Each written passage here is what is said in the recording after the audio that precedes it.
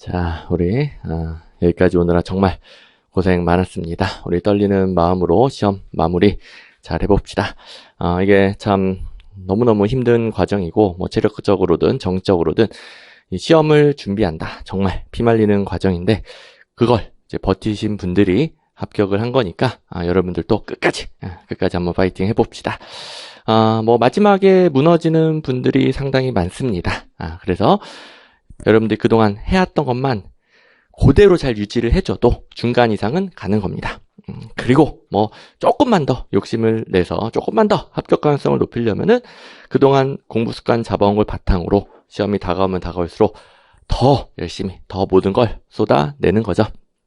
자, 이게 당연히 여러분들만의 내가 왜 이 시험을 준비하는가에 대한 의미, 동기부여 필요합니다. 그래서 그냥 공부해야 되니까 한다. 그런 게 아니라, 지금 시점에서 내가 왜 이 시험을 준비하게 됐는지, 왜 공무원이 되고 싶은지 한 번 더, 의미 한번 찾아보시고, 그것만 다시 정신무장을 해도, 맞다. 내가 이것 때문에 하려고 했었지. 또 마지막까지 힘을 낼 수 있습니다. 저도 수험생 때 그렇게 버텼던 거고요. 자, 우리 끝까지 파이팅 해서, 우리 마지막 커리큘럼, 6단계 쌍둥이 모의고사를 통해서도 끝까지 점수를 올려봅시다. 자, 일단 제가 각 시험별로 마지막으로 드리는 커리큘럼이 쌍둥이 모의고사인데, 자, OT 간단히 진행을 하고 시험 치고 시작을 할 거예요. 쌍모에 대해서 이미 잘 아시는 분들도 있겠지만 처음 들어보신 분들도 있으니까 조금 이제 소개를 드릴 건데, 뭐 한마디로 소개해 드리면 그동안 수험생들이 선생님 제발 이런 방식으로 다른 과목도 모의고사를 만들어주면 안 되나요? 라고 제가 이제 행정학 강사인데 다른 과목까지 이 방식으로 만들어달라고 요청할 정도로 각 시험에 최적화될 수밖에 없는 방식으로 만들어져 있습니다. 이건 뭐 제가 거의 10년 가까이 아주 다듬어서 완성된 굉장히 해당 시험에 특화될 수밖에 없는 방식으로 되어 있는데, 자, 이름도 쌍둥이인 이유가 국가직 9급 쌍둥이다. 그러면 국가직 9급의 최근 8개년도 기출문제 160문제가 있겠죠. 이 160문제랑 이걸 일일이 변형한 모의고사 160문제 이렇게 구성이 됩니다. 그러니까 해당 시험에 가장 흡사하고 모든 것들이 출제 패턴, 난이도 등등이 가장 똑같을 수밖에 없는 방식으로 만들어져 있어서 쌍둥이고요. 그리고 당연히 내가 볼 시험에 최근 기출문제 마지막에 보고 가야죠. 이게 우리 행정학, 객관식 행정학 시험이 9급, 7급, 국가직, 지방직 합격을 위한 본질적인 출제 포인트는 큰 차이가 없긴 하지만 그래도 모든 시험, 이 동그라미라고 표현하는 게 있죠. 합격을 위한 본질적인 내용. 이건 크게 차이 나지 않지만 그래도 각 시험별 아주 디테일한 차이가 있긴 합니다. 그걸 이제 여러분들이 그동안 본질적인 합격 실력을 만들어 왔다면 마지막에는 각 시험별로 디테일한 차이를 챙기는 거죠. 최근 기출문제 최고입니다. 그리고 국가직 9급 최근 8개년도 기출문제다. 그 안에서 올해 시험도 반복 출제되는 내용들이 정말 많습니다. 이건 제가 매년 쌍모 만들면서 점검을 하는 거니까요.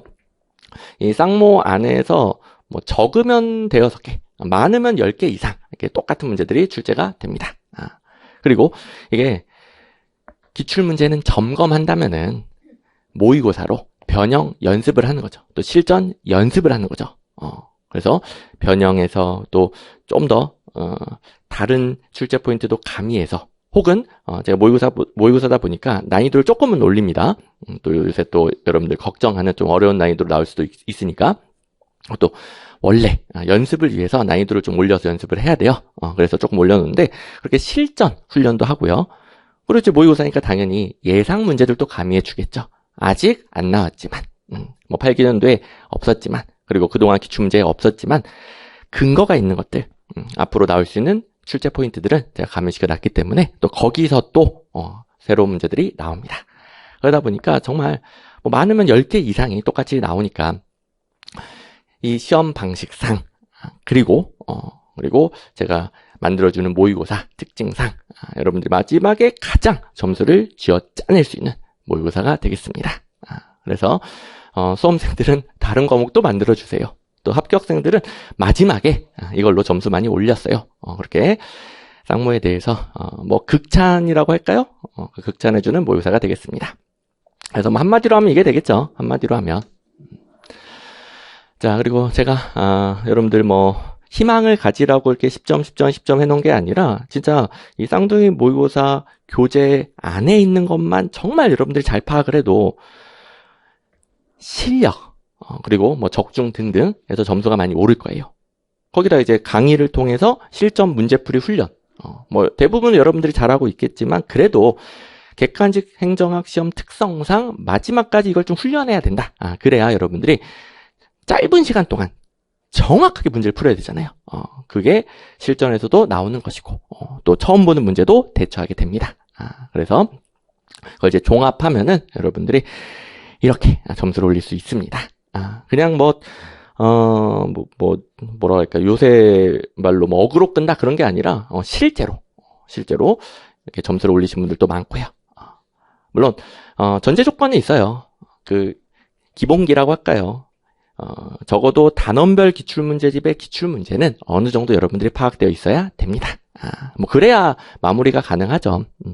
그래서 아직 단원별 기출문제집, 기출에 강한 행정학의 기출문제에서조차도 혼동되는 내용이 많은 분들은 당연히 병행하면서 제가 이제 병행 방법 OT랑 또 1강 진행하면서 자세히 설명드릴 건데 병행하면서 또 채워 나가시면 되겠습니다. 뭐 그런 분들은 아직 실력이 부족하니까 점수를 더 많이 올릴 수 있겠죠. 근데 어쨌든 전제 조건도 같이 갖추면서 이렇게 소개를 드리고 그리고 이제 방식들을 좀 알아볼 건데 일단 8개년도니까 1회부터 8회 18년도 국가직 9급 기출문제부터 25년도 국가직 9급 기출문제가 나와 있고 그 다음에 모의고사 8회 이렇게 구성이 되는데 자 교재 아무데나 펼쳐보시면 혹은 이제 화면 보셔도 상관없습니다. 이렇게 왼쪽은 기출문제입니다. 왼쪽은 기출문제 그리고 지금 8회치를 꺼냈는데 뭐 1회치는 지금 시험 봐야 되니까 스포가 될 수 있어서 8회치 마지막 회 꺼냈는데 작년 국가직 9급 기출문제 1번 문제의 변형 모의고사가 오른쪽 1번 2번 문제의 변형 모의고사가 오른쪽 2번이 되겠습니다. 이런 식으로 오른쪽이 모의고사니까요. 여러분들이 시간 재고 시험을 칠 때는 요 오른쪽만 20문제를 치시면 됩니다. 그리고 왼쪽 기출문제들은 단원별 기출문제집에서 이미 본 문제들도 있고 단원별 기출문제집에 못 들어갔다 하더라도 이미 다른 문제들을 통해서 출제 포인트랑 뭐가 틀렸고 등등을 다 알고 있는 기출문제들입니다. 근데 또 놓치는 게 있을까봐 점검 차원이거든요. 그래서 기출문제 쪽은 아주 간략한 해설이 다 달려 있습니다. 그래서 예를 들어 1번 같은 패턴은 4개 중에 하나를 그러니까 해당되는 걸 골라보시오. 이러면 3개는 취소선이 그어져 있어서 취소선 안 그어져 있는 게 정답이다. 그리고 보통 이제 옳은 거, 옳지 않은 거 고르라는 문제 패턴에서는 틀린 선지에 틀린 부분 취소선이 그어져 있습니다. 글씨가 잘 안 보이겠지만 뭐 2번이 틀렸는데 어디가 틀렸다 취소선이 그어져 있고 간략한 해설이 달려 있습니다. 신행정학에 대해서는 이게 왜 틀렸다라고 달려 있는 거죠. 그래서 기출문제는 마지막 점검이니까요. 너무 이제 파고들진 마시고 딱 요 정도 해설로 틀린 선지는 어디가 틀렸다, 어떻게 고쳐야 된다. 그리고 이제 옳은 선지는 그 자체로 공부하는 거죠. 이렇게 설명하면 옳은 거구나. 이렇게 점검을 해주시면 되겠고. 근데 본인이 뭐 선생님 저는 좀 더 이해가 필요해요. 그럼 당연히 저한테 질문하면서 채워가시면 됩니다. 뭐 질문은 실강생분들이 언제든 질문 주시고 뭐 이강 듣는 분들은 네이버 카페 김덕관 행정학 다 아시죠? 네이버 카페로 올려주시면 되겠고요. 그리고 이제 강의는 모의고사 강의니까 모의고사를 위주로 진행이 되는데 기출문제 중요한 내용 혹은 여러분들이 혼동한 내용들은 강의 시간에 다 다룰 거예요. 그래서 웬만하면은 기출문제 쪽도 질문할 필요 없게끔 제가 강의에 다 만들어 드릴 겁니다. 그래서 모의고사 해설하면서 필요하면 같이 본다. 자, 이렇게 강의 어떻게 진행될지, 여러분들 어떻게 활용할지 감도 잡아보시고, 그리고 이제 한 번 더, 그래서 각 시험에 최적화될 수밖에 없겠구나. 뭐, 예를 들어, 이제 1번 같은 경우에는 정부 실패의 원인. 정부 실패는 개념 문제를 정말 많이 냅니다. 작년에도 또 나왔죠. 근데 정부 실패 한두 개만 있는 건 아니니까, 뭐 예를 들어 내부성만 있는 건 아니니까 다른 것들도 나올 수 있는 같이 연습을 해야 되는데 쌍모를 통해서 2개 더 연습을 하는 거죠. 모의고사는 다른 거 2개가 들어가 있고 그리고 2번 같은 경우에는 뭐 신행정학에 대해서 하여간 신행정학 후기 행태론적 관점이다 보니까 행태론 내용이 나오면 땡! 엄청나게 출제가 됩니다. 그런 내용 포함해서 이제 겉모습을 좀 바꾸고 워딩 좀 바꿔가지고 여러분들이 걱정하는 응용 연습, 기출문제에 있는 거 뭐 똑같이 나오는 문장들도 많지만 좀 변형했을 때 자꾸 틀리는 것 같아요. 그런 부분 연습을 하는 거죠. 그리고 어떤 문제들은 아직 안 나왔지만 예상 문제들을 제가 가미해 놨다라고 그랬죠. 이렇게 각 시험에 가장 똑같을 수밖에 없는 방식으로 연습하고 그 이상 채워가는 겁니다. 그래서 뭐 쌍모 제가 항상 강조드리듯이 그 본질적인 합격 실력을 단원별 기출문제집, 기출에 강한 행정학으로 만들고 그다음에 각 시험 마무리는 쌍모다 이렇게 정리를 해드리는 겁니다. 그리고 아시는 분들은 아시겠지만 혹시 제 교재를 처음 보시는 분들을 위해 제 모든 문제집에는 암기용 해설이 따로 있습니다. 모의고사 해설은 당연히 뒤쪽에 따로 있습니다. 아주 자세하게 되어 있어요. 모의고사 해설은 암기용, 이해용 해설 이렇게 따로 있는데 암기용 해설이 틀린 선지에서 어디가 틀렸다. 신행정학에서 이렇게 설명하면 틀린다. 행태로는 뭐, 신행정론, 후기 행태로 좀 뭐, 바꾸면 틀려요. 이걸 이제 딱 직관적으로. 쉽게 말해, 여러분들 객관식 행정학 문제 해결에 필요한 것들 다 떠먹여주는 해설이 따로 있습니다. 그리고 이제 좀 더 이해할 사항이 있으면은 자세한 이해용 해설도 따로 있고요. 그래서 뭐 암기용 해설이야 모든 문제집에 적용이 되고 이거는 뭐 역시 합격생들이 너무너무 좋아했던 해설 방식, 행정학 공부의 가성비를 엄청나게 올려주는 뭐 수험 적합성을 올려주는 해설 방식이고 어쨌든 뭐 저만 주는 거죠. 저만. 암기용 해설은 이거는 아무나 따라할 수가 없기 때문에 저만 또 가장 효율적인 방식으로 주고 있는데 쌍모는 겉모습을 좀 흉내내는 그런 것들도 좀 생기긴 했더라고요. 뭐 여러 과목에서. 근데 뭐 아시다시피 원조 맛집에 그 다듬고 다듬어진 그 농축된 뭐라고 할까요? 진짜 이제 엑기스 농축된 맛은 따라갈 수가 없으니까요. 유사품에 짝퉁에 속지 마시고 이게 뭐 그 서로 따라하는 건 뭐 어쩔 수 없는데 뭐 저도 이제 좋은 거 있으면은 참고도 하고 저라고 뭐 모든 걸 제 머릿속에서 다 끄집어내겠습니까? 뭐 수능 쪽이든 뭐든 좋은 거 다 여러분들이 필요한 것들 최대한 연구를 거듭해서 제 거에 다 녹여내는데 근데 어쨌든 이제 쌍모만큼은 겉모습은 따라할 수 있으나 10년간 다듬어진 이 원조 맛집의 이 진가는 짝퉁을 따라올 수가 없습니다. 아무튼 엄청나게 도움이 될 거고요. 그다음에 이제 해설지를 보시는 김에 여기 문제별로 중요도 A, B, C 이렇게 다 나뉘어져 있으니까요. 각 문제별 중요도 참고해서 당연히 A일수록 내가 제대로 채워야 되겠구나. 물론 중요도가 높아도 너무 그동안 많이 나와서 모든 강의에서 자세히 배우고 기출문제집에도 많아가지고 여러분들 이미 잘 알고 있는 내용들 많아요. 근데 이제 마지막으로 가면 이렇게 챙기는 거예요. 뭐 시험 합격은 시험에 많이 나올수록 중요할수록 고반복한다. 그리고 그 중에 본인이 부족할수록 고반복을 하는 거예요. 근데 이제 여러분들이 실력이 어느 정도 된 상태니까 이제 점점 후자로 넘어가는 거죠. 당연히 이제 마지막까지 중요할수록 고반복해야 되는데 그 중에 본인이 모의고사를 치니까 틀린다. 혹은 맞긴 맞았는데 혼동되는 게 있다. 그런 부분들. 그래서 중요도 보면서 중요도가 높은데 본인이 틀리거나 혼동된 내용이 있으면 더 많이 반복을 해주는 겁니다. 그리고 이제 난이도는 참고만 하시면 되겠고, 그리고 이제 마지막 제 모든 모의고사 문제집의 모든 문제에는 이제 포인트 번호가 다 달려 있고요.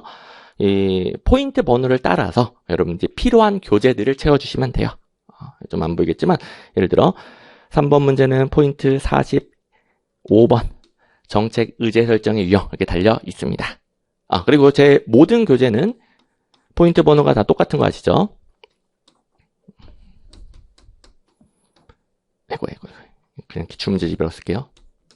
제 모든 교재는 포인트 번호가 다 똑같이 맞춰져 있습니다. 여러분들이 마지막에 모의고사 훈련하면서 필요한 부분을 다른 교재를 통해서 채워주셔야 되는데 포인트 번호가 같아야 다 똑같아야 찾아보기가 편하겠죠. 포인트 번호가 다 똑같이 맞춰져 있고 그리고 이제 모든 교재 다 찾아보라는 건 당연히 아니고요.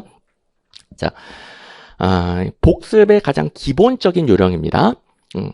여러분들이 시험 치고 또 문제를 풀어보면서 느끼는 부족한 부분, 또 강의도 들으면서 느끼는 부족한 부분을 체크해놨다가 그 부족한 문제의 부족한 부분을 채우기 가장 좋은 교재로 채워주시면 돼요. 이게 이제 원칙인데 너무 추상적이니까 예를 들어 이거 기출문제집에서 본 출제 포인트인데 내가 틀렸네. 기출문제집 확인해 보는 거죠. 혹은 이거 정리해서 좀 암기가 필요한데 내가 아직 정리가 안 됐고 암기가 안 됐네. 요약서 보는 거죠. 그리고 이제 거의 그럴 리는 없겠지만 이 내용 자체를 모르겠다. 이게 뭐지? 그럼 기본서를 찾아보는데 웬만하면 뭐 기본서까지 찾아볼 리는 없겠죠. 그리고 선생님 너무 헷갈려요. 도대체 뭘 어떻게 채워야 될지 모르겠어. 그러면 기출문제집. 무조건 기출문제집. 모르겠다 싶으면 기출문제집 찾아보시면 되겠습니다. 우리 아무리 시험이 어렵게 나오고 아무리 생소한 문제가 더 나온다 하더라도 합격은 일단 기출문제부터 제대로 해놓고 그 다음이에요. 뭐 기출문제만 가지고 합격할 수 있다 그런 얘기가 아니라 그렇게 또 오해하시면 안 되고 기출문제부터예요. 기출문제에 있는 내용조차도 혼동되는 게 많으면 그 이상을 할 수가 없는 겁니다. 그래서 항상 내가 부족한 부분이 있다. 근데 어떻게 채워야 될지 모르겠다. 기출문제집. 포인트 번호 보면서 기출문제는 어떻게 나오는가 확인하고요. 그리고 아시다시피 제가 기출문제만 보세요가 아니라 이게 되신 분들을 위해 또 브리타 대비 생소한 문제 대처 연습 특강 등등등 그 이상 또 근거가 있는 것들 아직은 안 나왔지만 앞으로 나올 수 있고 또 어려운 문제로 나올 수 있는 것들을 그 다음에 다 챙겨줍니다. 물론 모든 강의에서 그런 것들을 풀 수 있게끔 훈련을 거쳐왔어요. 그래서 이 특강들 안 들어도 그동안 처음부터 훈련하신 분들은 자연스럽게 풀게 돼요. 근데 별도로도 마련돼 있어요. 또 처음부터 제 강의를 따라오지 못한 분들도 있으니까 그런 분들을 위해서도 특강도 있고. 그래서 브리타 대비 특강, 생소한 문제 대처 연습 특강 이 두 가지가 그 이상 대비할 수 있는 대표적인 특강입니다. 그리고 이제 쌍모뿐만 아니라 다른 모의고사에서도 예상 문제들 넣어놨고요. 자, 아무튼 이제 좀 걱정인 것은 처음부터 저랑 같이 차근차근 따라오신 분들은 이 행정학 시험 문제를 어떻게 풀어야 될지를 잘 파악하고 있고 공부하는 족족 문제가 잘 풀립니다. 물론 모든 수험생이 다 어려웠어요. 근데 하면 할수록 문제가 잘 풀리고 점수가 올라요. 근데 이제 행정학이라는 과목이 참 난해하고 내용도 너무 추상적이고 범위는 또 무한정합니다. 왜 이렇게 넓어? 그러다 보니까 정말 행정학이라는 과목 자체의 감을 못 잡고 또 공부를 했는데도 문제는 또 안 풀리고 이렇게 헤매는 분들이 많기 때문에 마지막에라도 그동안 헤매셨던 분들은 마지막에라도 객관식 행정학 시험 공부는 이렇게 하는 거구나. 그걸 이제 쌍모를 통해서 업그레이드 하시고 그리고 필요한 부분 찾아서 채워가시면 됩니다. 아무튼 이제 모든 걸 다 복습하라가 아니라 다시 정리하면은 자기가 부족한 문제를 가장 채우기 좋은 교재 그 중에 모르겠다 기출문제집 찾아서 보충을 해주시면 되겠습니다. 자, 이런 식으로 쌍모 강의 교재 활용하면서 여러분들의 실력을 끝까지 한번 올려보겠습니다. 자, 일단 우리 실강생 분들은 지금부터 10분 시험을 칠 것이고 인강 듣는 분들도 지금 이제 타이머 10분이 뜰 겁니다. 그러면 자, 다 준비를 해주시고 1회 10분 교재 못 받으신 분들 앞에 교재 가져가시고 자, 지금부터 10분 시험 시작하겠습니다.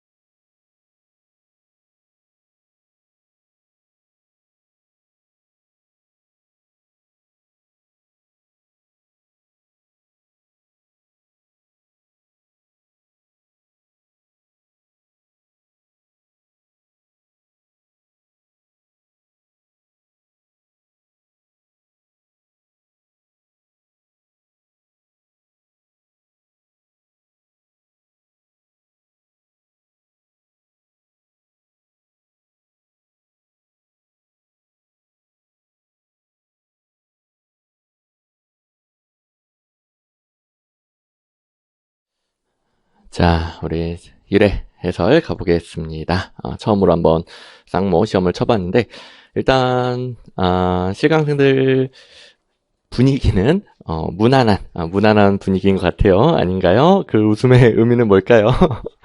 자, 아무튼, 그래도 시간 내에 대부분 잘 푸셨고, 괜찮으신 것 같은데, 일단, 모의고사 난이도는 해당 기출문제 난이도에 어느 정도 비례하겠죠.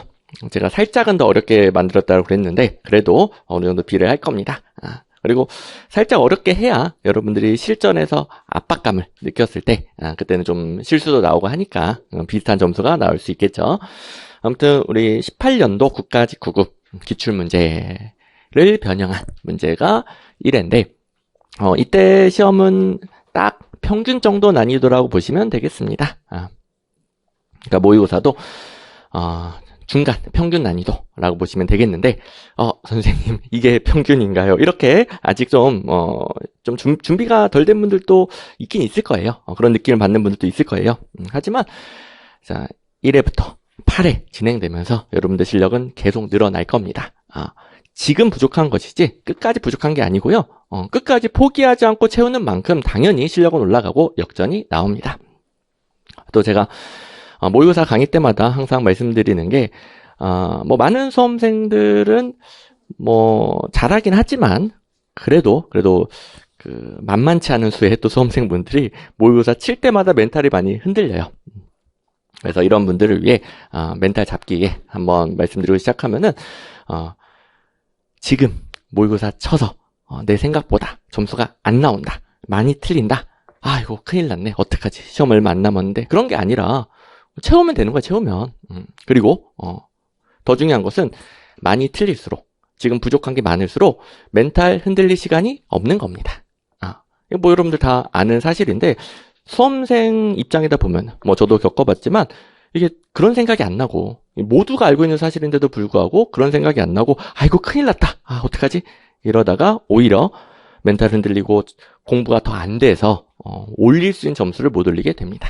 여러분들 시험 합격 과정은 굉장히 현실적이고 냉정한 과정 아니겠습니까?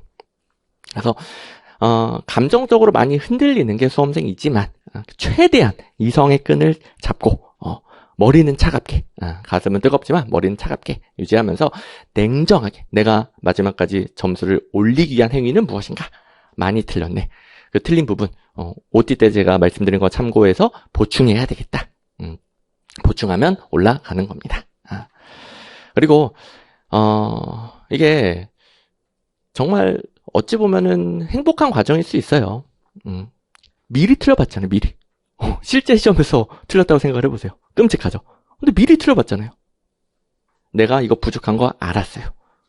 실제 시험에서는 안 틀리게 만들어야 되겠다. 이겁니다. 이거.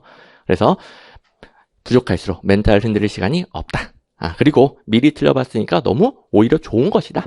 이렇게 생각하면서 끝까지 실력을 올려봅시다. 자, 이제 해설 본격적으로 들어가 볼 건데, 화면에 기출문제 모의고사를 다 띄우면 안 보이기 때문에, 모의고사 해설 강의니까 모의고사를 띄웁니다.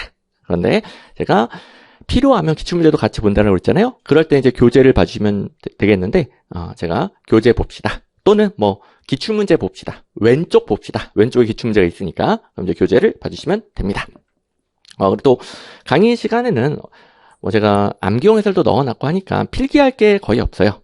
여러분들이 들으면서 이게 내가 좀 부족하다 이런 거 체크하는 거 위주로 필기를 해주시면 되겠고 일일이 제가 말씀드리는 거 여기다가 판서하는 거 전부 다 따라 쓰실 필요는 없습니다. 해설지에 다 있으니까요. 근데 제가 필기 합치 다라는 것 정도 그리고 또 본인이 체크해야 되는 것 정도 체크를 해주시고 그 말은 이제 강의에 최대한 집중을 해주셔야 돼요. 그래서 모의고사 쪽 볼 때는 모의고사 저랑 같이 실력을 키우고 또 기출문제 볼 때는 또 기출문제 같이 보면서 혼자 이제 본인이 좀 꽂힌 거에 정신이 팔려가지고 제 설명을 놓치면 안 됩니다. 자, 아무튼 이제 1번 풀어봤는데 쌍모 1회 앞부분은 좀 튜토리얼 성격으로 쌍모 강의 복습 어떻게 진행이 되는지 이번 조금 이제 설명드리고 갈 건데요. 1번 아주 튜토리얼하기 좋은 문제입니다. 이거는 교재랑 같이 기출문제 모의고사 같이 비교하면서 튜토리얼을 해볼 건데 일단 문제하고 내용은 똑같죠. 상황 적응적 접근 방법 계속 반복 출제되는 것들은 이제 문제 그대로 복사해서 쓰고 그리고 다른 걸 연습해야 된다. 그러면 변형해서 문제가 나갑니다. 그리고 이거는 상황 적응적 접근 방법, 맨날 똑같은 패턴으로 나오는 이론입니다. 그리고 그 중에서 제일 많이 물어보는 건 양쪽의 1번이에요. 일단 오른쪽 1번 모의고사, 그냥 교재로 보세요. 이거는 오른쪽 1번 모의고사. 상황 적응적 거시 조직 이론 중 환경을 고려하는 거니까, 그러니까 거시 조직 이론이 다 그렇죠. 개방체제적 관점이다. 거시 조직 이론은 전부 다 개방체제적 관점이다. 그리고 이제 더 중요한 거, 거시 조직 이론 중 결정론적 관점이니까 모든 상황에 적합한 유일 최선의 관리 방법이 없다라고 보죠. 여러분들 이거 쉬운 내용일 거예요. 근데 이 튜토리얼, 이 내용은 상황 적응적 접근에서 가장 많이 나온 내용이에요. 옳은 선지든 틀린 선지든. 그래서 왼쪽 모의고사를 가보시면 1번 체제 이론의 관점, 이것도 개방 체제적 관점이다 같은 말이 되겠죠. 체제 이론의 거시적 관점, 개방 체제적 관점 섞어 쓸 수 있으니까 제가 고쳐놨고, 아무튼 틀린 부분, 모든 상황에 적합한 유일 최선의 관리 방법을 모색한다. 땡. 제일 많이 나오는 틀린 선지 패턴입니다. 상황 적응적, 결정론적 관점에서 상황 적응적, 무슨 말이죠? 환경 또는 상황에 따라서 조직이 바뀌어야 된다. 그래서 모든 상황에 적합한 최고의 조직 없다. 왜냐? 상황에 따라 조직은 달라져야 되니까. 이 내용, 이걸 너무 많이 내니까 1번 양쪽을 통해서 챙기는 겁니다. 틀린 선지 한 번, 옳은 선지 한 번. 그래서 계속 반복 출제되는 것들은 그만큼 모의고사에서도 반복이 되었다고 보시면 되겠고요. 이런 것들은 절대 틀리면 안 되겠죠. 자, 그리고 나머지는 이제 화면으로, 칠판 화면으로 보시면 되겠는데, 일단 모의고사 쪽은 1번 제가 옳게 고쳐놨고, 2번 개방체적 관점에 따라 조직은 환경과 동태적으로 상호작용한다. 이건 이제 모든 거시 조직 이론 마찬가지죠. 3번 조직은 효율적인 구성 및 운영 방법을 통해 환경을 적극적으로 개선해 나갈 수 있다고 가정한다. 여기서 상황 적응적 접근 방법이 결정론적 관점이니까, 그러면 환경이 조직을 결정하는 거잖아요. 환경이 조직을 결정한다. 그러면 조직은 환경에 수동적이다, 피동적이다 이런 표현을 쓰죠. 근데 3번은 조직이 환경을 적극적으로 바꿀 수 있대요. 조직의 능동적, 주도적, 적극적인 행동을 강조하는 건 임의론이죠, 임의론.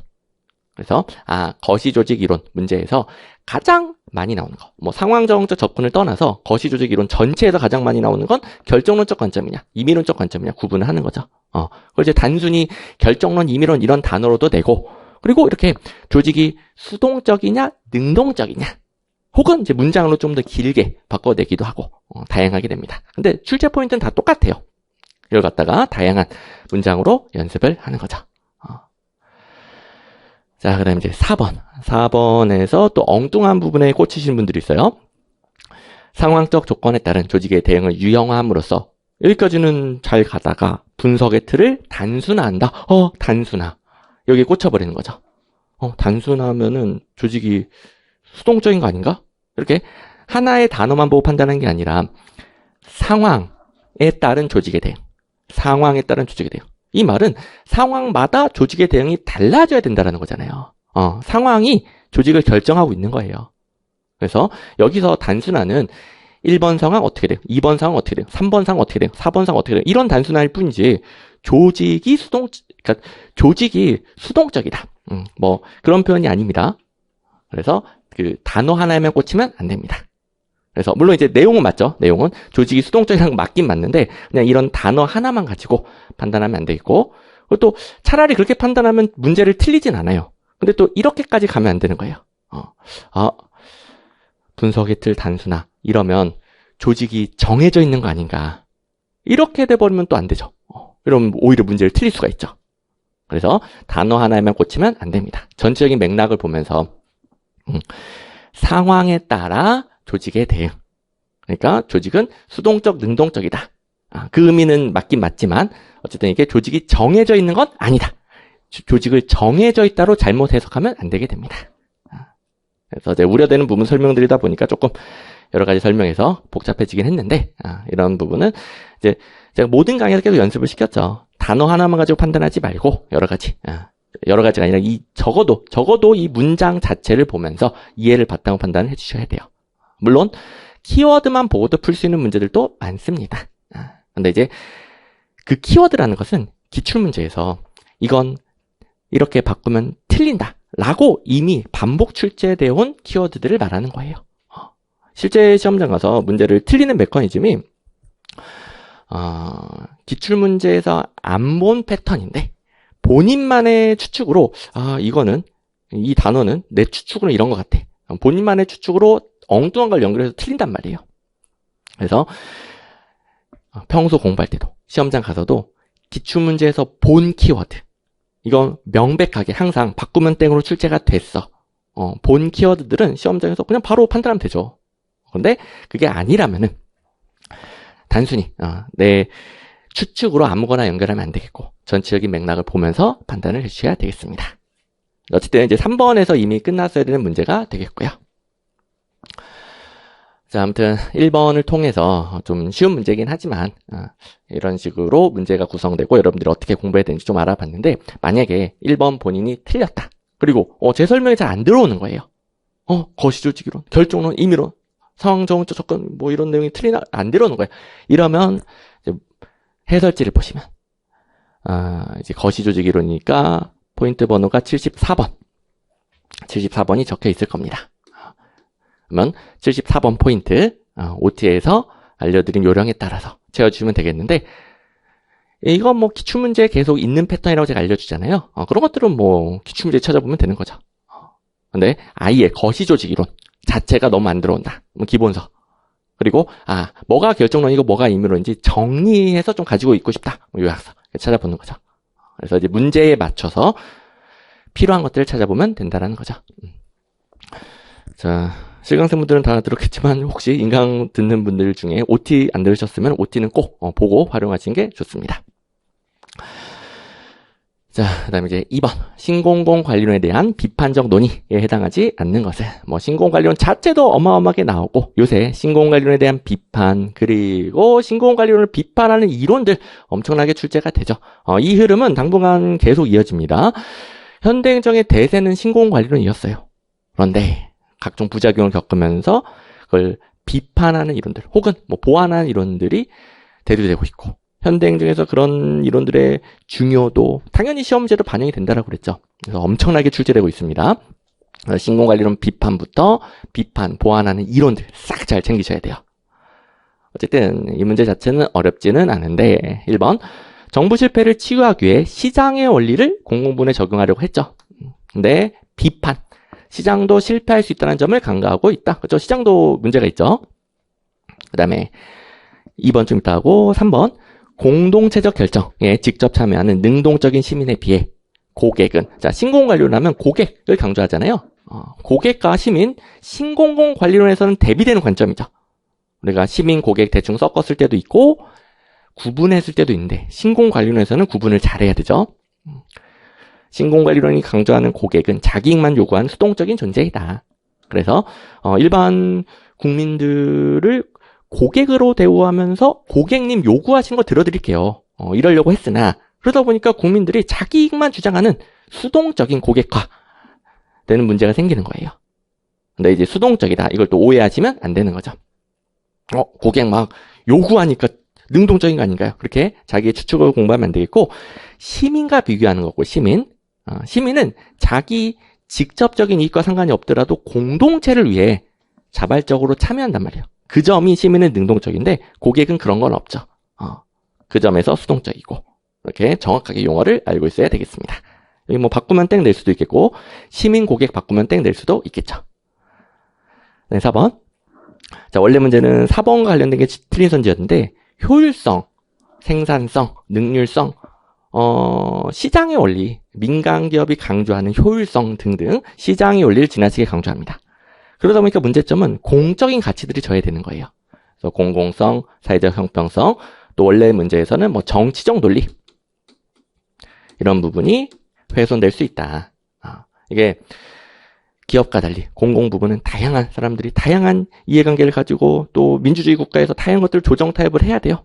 그런 과정에서 정치적인 상호작용 또 공적인 가치들, 약자들 위한 가치들 이런 게 중요한데 신공관리론, 시장의 원리는 효율성만 강조하다 보니까 이런 공적인 가치들을 저해하게 됩니다.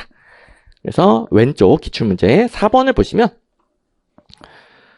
정치적 논리를 우선하여 내부 관리적 효율성을 경시한다. 이게 바뀌어 있는 거죠. 쉬운 문제긴 한데 신공관리론에 대한 비판 포인트, 이거 굉장히 중요한 겁니다. 그래서 제가 또 어려운 걸로 바꾸는 거죠. 자, 이제 화면 2번을 보시면 민주적 책임성을 중시하기 때문에 기업가적 재량권의 장점이 발휘되기 어렵다. 2번에서는 민주적 책임성과 기업가적 재량권 두 가지가 바뀌어 있는 거죠. 여기서 이제 뭐 이미 지겨우신 분들도 있겠지만 혹시 이제 오해하고 있는 분들을 위해 선생님 신공관리론 성과로 책임성 확보하지 않나요? 자, 그 성과로 책임성을 확보하는 방식, 이 기업가적 재량권 방식이죠. 재량권을 주고 성과 가져와. 성과, 그러니까 목표 달성도에 따라 비례해서 보상을 줄게. 이런 기업가적 재량권, 이 단어에 재량권 부여, 성과로 책임성 확보가 다 들어가 있는 거고, 이런 방식은 공무원들이 자기 성과급으로 연결되는 것만 열심히 하도록 만드는 거예요. 그러다 보니까 공적인 가치, 국민들을 위한 책임, 공적인 책임, 민주적 책임을 지지 않게 될 수 있는 거죠. 그래서 성과로 책임성을 확보하는 방식이 공적인, 민주적인 책임성을 저해한다는 단점이 있는 거죠. 그리고 뭐 이론 강의부터 이거 워낙 이제 헷갈리는 분들이 많아가지고 자세히 설명드렸기 때문에 이제는 쉬울 겁니다. 근데 혹시라도 오해하신 분들은 이번에 점검. 그래서 원래 문제가 좀 쉬운 버전이었다면은 모의고사는 그나마 조금 어렵게 바꿔놓은 버전이지만 어쨌든 다 같은 맥락입니다. 자, 그다음에 3번 가보시면 사이버네틱스 모형인데, 자, 사이버네틱스 모형에서 가장 많이 나오는 패턴은 합리 모형 땡이죠. 합리 모형이 안 되니까 사이버네틱스 시행착오를 겪으면서 정보를 환류시켜서 의사결정을 개선하는 과정이 필요한 거예요. 그걸 갖다가 기출문제로 확인. 왼쪽 2번을 보시면 문제를 해결하고 목표를 달성하기 위해 정보와 대안의 광범위한 탐색을 강조한다. 문제 해결, 목표 달성, 대안의 광범위한 탐색 다 합리 모형이죠. 합리 모형. 그래서 사이버네틱스 모형에서는 합리 모형 특징 나오면 땡 하시면 되겠습니다. 그리고 모의고사도 마찬가지죠.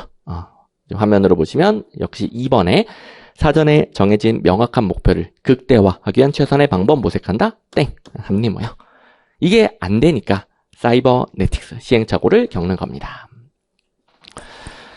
자, 아무튼 이거는 이제 옳은 거니까 이제 땡 하나 찾았죠. 죄송합니다. 옳은 거니까 땡 하나 일단 찾았고, 그리고 3번도 합리 모형. 3번도 개인의 합리적 결정에 대한 모든 이론적 가정들, 이런 게 모든 인간은 완벽한 합리성을 가지고 있다, 이런 가정들을 말하는 거죠. 이게 개인이든 조직이든 집합이든 다 결정에 적용된다 라고 보면은 그냥 합리 모형이죠. 개인의 합리적 결정이 어떤 결정이든 다 적용된다. 그래서 2, 3번 다 합리 모형. 이렇게 먼저 연습을 한 다음에, 그러면 사이버네틱스는 이게 안 되니까 1번처럼 정보의 환류 과정을 거칩니다.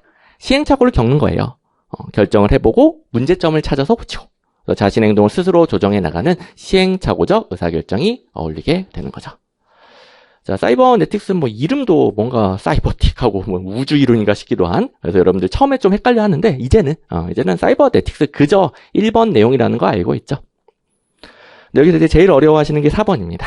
그래서 4번 연습을 시키는 건데, 고려하는 변수의 범위를 좁혀서 불확실성에 대응하게 됩니다.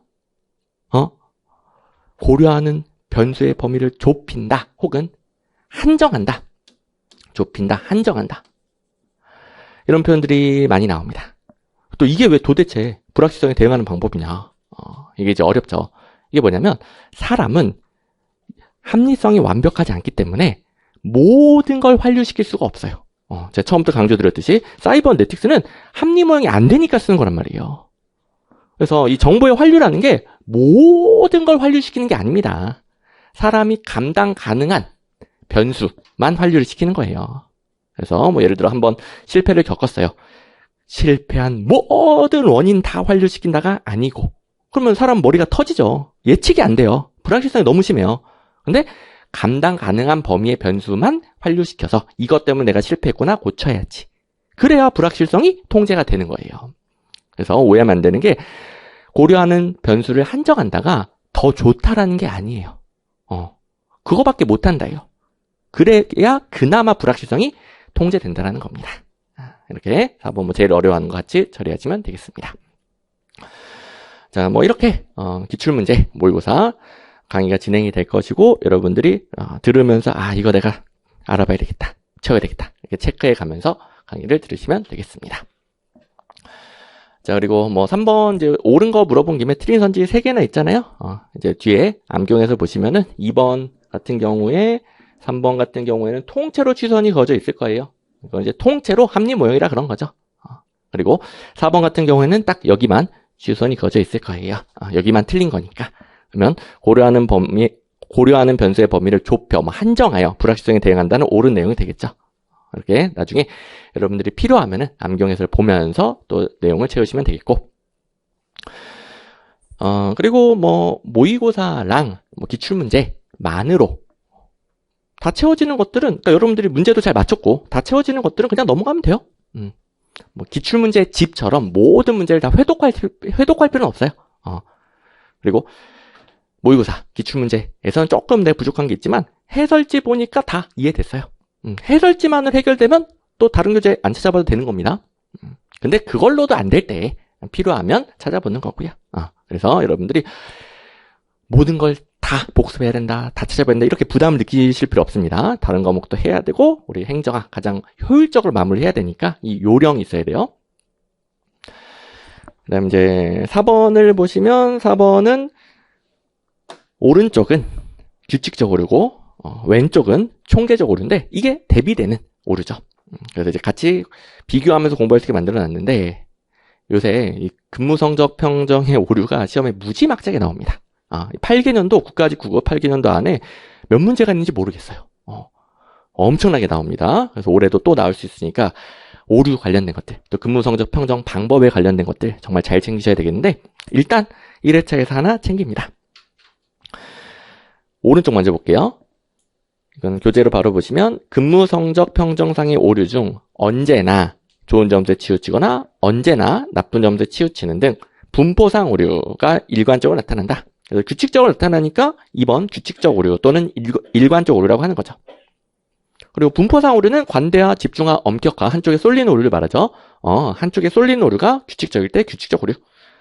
근데 왼쪽은 오류 중 평가자가 일관성 있는 평정 기준을 갖지 못하여 관대화 및 엄격화, 분포상 오류죠. 분포상 오류가 불규칙하게 나타난다. 이러면 4번의 총계적 오류죠.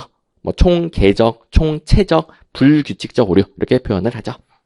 그래서 같이 대비해서 알아주시면 됩니다. 이거는 쏠림이 언제는 좋은 점수 쏠리다가 언제는 나쁜 점수 쏠리다가 왔다리 갔다리 하는 거예요. 평정 기준이 일정하지 않으니까 이런 현상이 발생하죠. 자, 이렇게 오류 하나 챙겨봤는데 뭐 이 문제는 어렵지 않겠지만 이렇게 쌍모를 통해서 대비되는 거구나 같이 챙겨주시면 되겠고, 그 다음에 이제 뒤에 오류 관련된 문제가 많다라고 그랬죠. 그러면 미리 좀 내가 이 근무성적 평정상 오류에 대해 좀 약하다. 근데 국가직에 그렇게 많이 나온다고? 국가직뿐만 아니라 요새 뭐 다 잘 나오고 있어요. 그렇게 많이 나온다고? 미리 좀 보충을 해놓는 거예요. 그럼 뒤에 있는 문제들 맞추는 경험을 통해서 이제 내가 좀 준비가 됐나 보다. 맞추는 경험도 하시고, 그 다음에 뭐 또 틀리면 또 채우는 거고요. 이런 대비를 잘 하셔야 되겠습니다. 네, 5번. 롤스의 정인호에 대한 설명으로 옳은 것은, 아까 김덕관 수험생 옳은, 옳지는 잘못 봐서 하나 틀렸죠? 아무튼 이제 옳은 것은 시험장 가서 잘 체크하시고, 이런, 뭐 실수 방지 등등등의 훈련들은 동형 모의고사에서 제가 너무 많이 시켜가지고, 꼭 필요한 거 아니면은 쌍모에서는 생략하도록 할 건데, 아무튼, 저처럼 이런 실수 많이 하시는 분들 꼭 잘 챙겨주시고. 자, 일단, 모의고사 쪽은 롤스의 기본적인 가정문제 1번 무지의 베일에 가려진 원추적 상태에서는 구성원들의 계층, 직업, 성별, 나이 등등등 이게 고려되지 않기 때문에 이게 무지의 베일에 가려진 원추적 상태의 정의 아닙니까? 고려되지 않기 때문에 공정한 정의에 대한 합의가 가능한 거죠. 뭐 워낙 어려운 개념이긴 해요. 근데 이게 뭐냐? 어떤 정의가 나한테 유리할지 불리할지에 대해서 아무것도 모르는 상황이다. 왜? 나에 대해서 아무것도 몰라요. 아무것도 고려되지 않으니까. 나에 대해서 아무것도 고려되지 않으니까 이 정의는 나한테 유리할지 불리할지 아무것도 모르는 거예요. 그래야 특정 사람의 특정한 유불리가 정의에 반영되는 게 아니라 공정할 수 있다는 거죠. 그래서 일단은 좀 간단한 버전을 이해를 해봤는데 이런 식으로 출제될 수 있습니다. 실제로 여기도 출제된 포인트예요.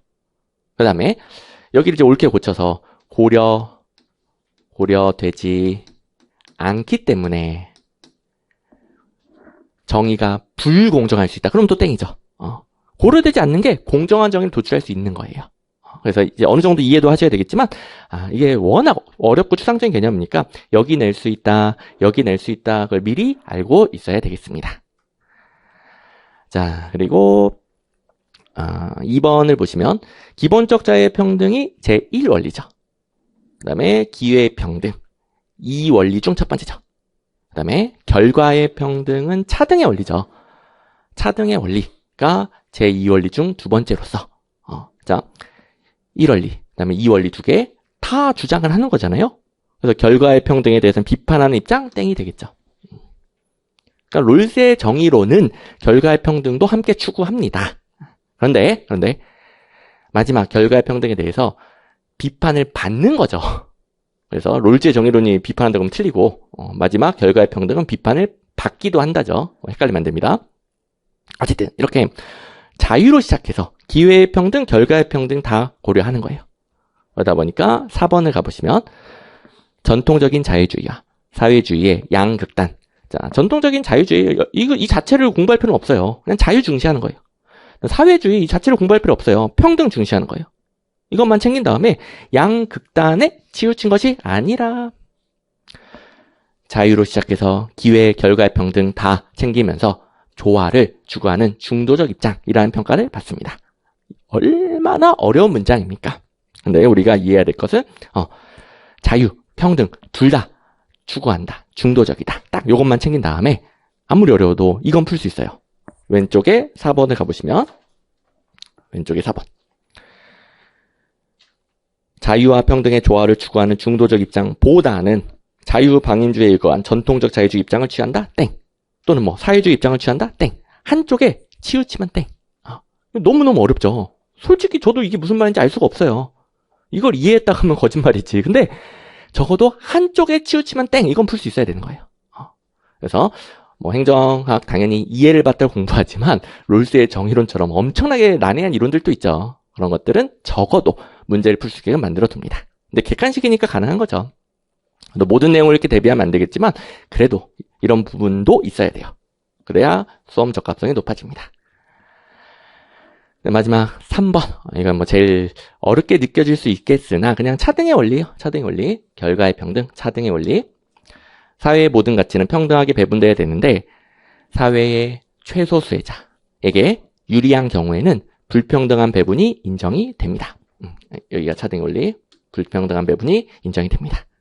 이게 표현만 헷갈릴 뿐이지 그냥 최소 극대화, 차등의 원리, 재분배하는 거죠.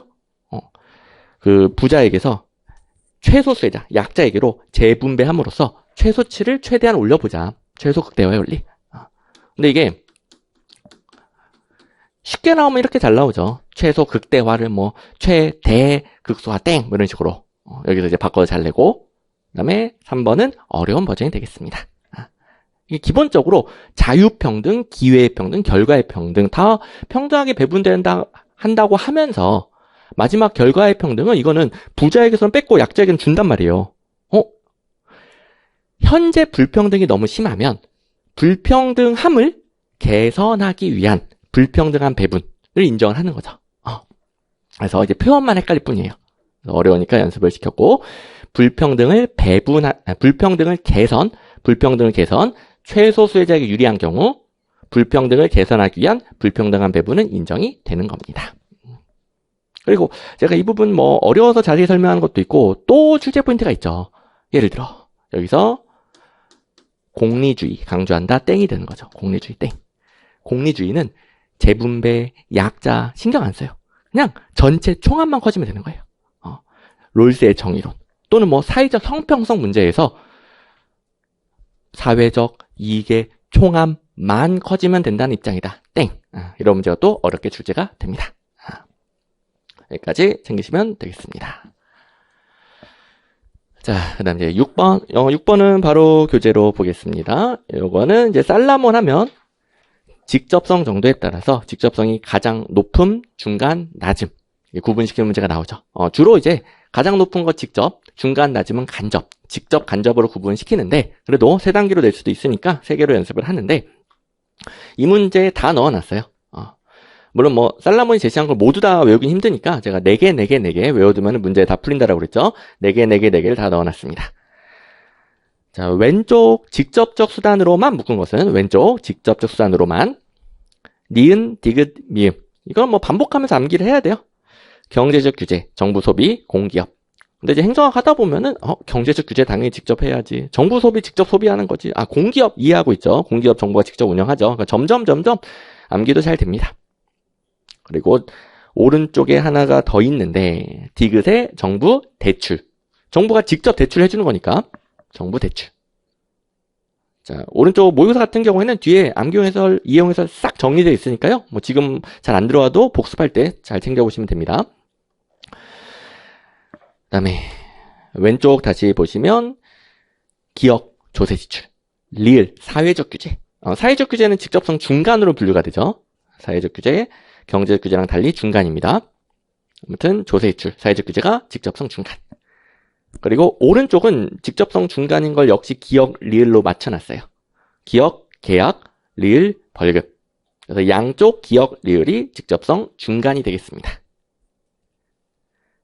그 다음에 왼쪽에 마지막 비읍, 보조금, 직접성이 가장 낮죠. 오른쪽 나머지 니은 대출 보증, 미음 정부 출자 기간, 비읍 바우처. 직접성이 가장 낮습니다. 모의고사 정답은 니은, 미음, 비읍, 니은, 미음, 비읍. 그래서 1번이 되는 거고요.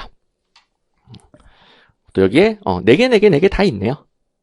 그래서 지금 바로바로 잘 안 들어오신 분들은 해설집 보면서 4개 정도는 외운다. 이게 뭐 엄청 많이 나오는 건 아닌데 잊을만 하면 나오고 그런 출제 포인트예요. 자, 그리고 지금은 직접성 하고 있죠. 직접성. 살라몬의 분류 중에 강제성도 있잖아요. 직접성이 잘 나오는 거예요. 직접성. 직접성 위주로 외워주시고 강제성은 다른 학자들이 별로 동의를 안 해요. 그래서 혹시 이거 섞으시면 안 됩니다. 살라몬의 강제성에 따른 분류는 별로 안 나오는데 혹시 나오면 딱 한 번 나온 사례가 이거예요. 규제는 강제성이 가장 높다. 딱 한 번. 딱 이것만 알면 풀 수 있는 문제.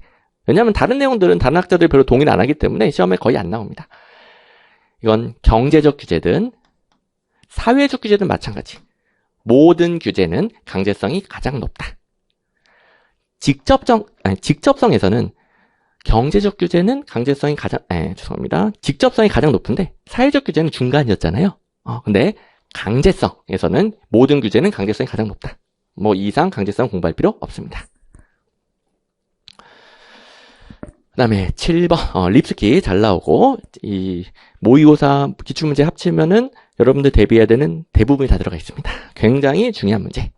립스키 잘 나옵니다. 일단 옳은 거. 자, 립스키 하면 기본적으로 상향식 접근이죠. 4번 보시면 일선 관료, 현장에 관련돼 계층제의 상위에 위치한 아니고 현장에 관련한 하위에 위치한 관리자들이고 그리고 상향식이다 보니까 하위 관료지만 의사결정에 있어서 상당한 재량권을 가집니다. 이걸 이제 낚시를 하는 거예요. 고위직이니까 재량권 가진다. 땡. 그리고 반대로 낚시한 게 기출문제 4번인데 하위직이니까 재량권이 적다. 땡. 둘 다 낚시가 되겠습니다. 하위직이지만 재량권이 많습니다. 현장의 다양한 문제에 대응을 해야 되는 거죠. 기본적인 낚시 패턴. 자, 그리고 나머지는 교재로 봐야 되겠는데 일단 아시다시피 문제성 있는 업무 환경 잘 냅니다. 왼쪽에 니은, 왼쪽에 2번. 일선 관료가 업무를 수행하는 기관에 대한 고객들의 목표 기대가 너무 모호하고 다양하다. 불일치하고 불명확한 거죠. 문제성 있는 업무 환경, 고객들의 목표 기대가 너무 다양하다, 모호하다, 불명확하다. 그리고 오른쪽 1번 일성 관료는 인적 물적 자원이 만성적으로 부족한 상황에 처해 있다. 오른쪽 모의고사는 1번이 정답이죠. 인적 물적 자원이 만성적으로 부족하다. 그다음에 2번 일성 관료가 수행하는 업무는 객관적인 성과 평가 기준이 대부분 불명확하다. 현장에 별의별 문제들이 터지는데 어떻게 성과 기준을 정하겠습니까? 이거는 이해도 잘 되고 그래도 이런 식으로 반대로 바꿔서 땡을 잘 내니까 거의 뭐 암기하다시피 해야 되는 내용. 객관적인 성과 평가 기준이 불명확. 그리고 지금 3개가 나왔죠. 거기다가 권위에 대한 위협과 도전, 행정 서비스 수의 증대. 서비스가 증가하면 뭐 다 모든 문제가 극대화되죠. 5가지가 문제성 있는 업무 환경이고, 거기에 대한 관료의 대응 방법, 왼쪽에 1번. 일성 관료는 고객에 대한 고정관념을 타파가 아니라 고정관념을 형성하여 대응을 하는 거죠. 아이고, 자원 부족하고 시간이 없어요. 이 고객은 이런 특징을 가지고 있으니까 이렇게 대응해야 되겠다. 이게 고정관념 형성, 고객 또는 뭐 업무도 마찬가지. 정형화, 유형화시켜 대응하는 거죠.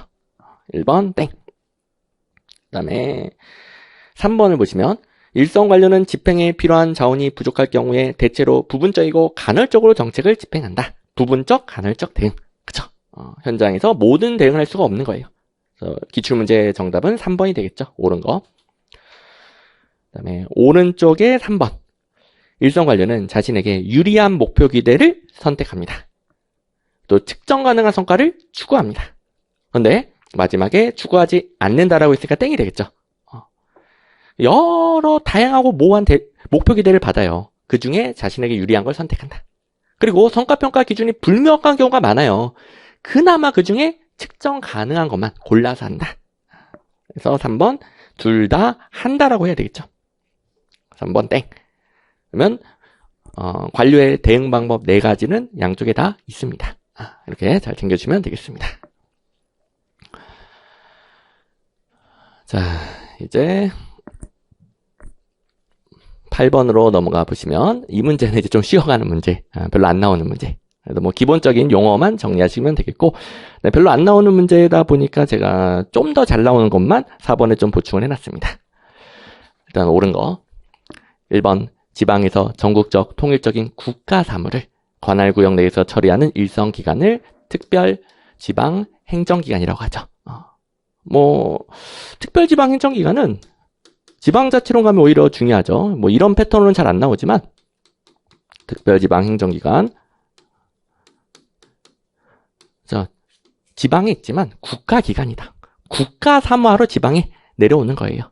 요거 지방자치로에서 헷갈리는 포인트로 잘 나오니까 잘 챙겨주시고, 그 다음에 2번 중앙행정기관의 사무를 직접 집행. 그러면 개성기관이에요.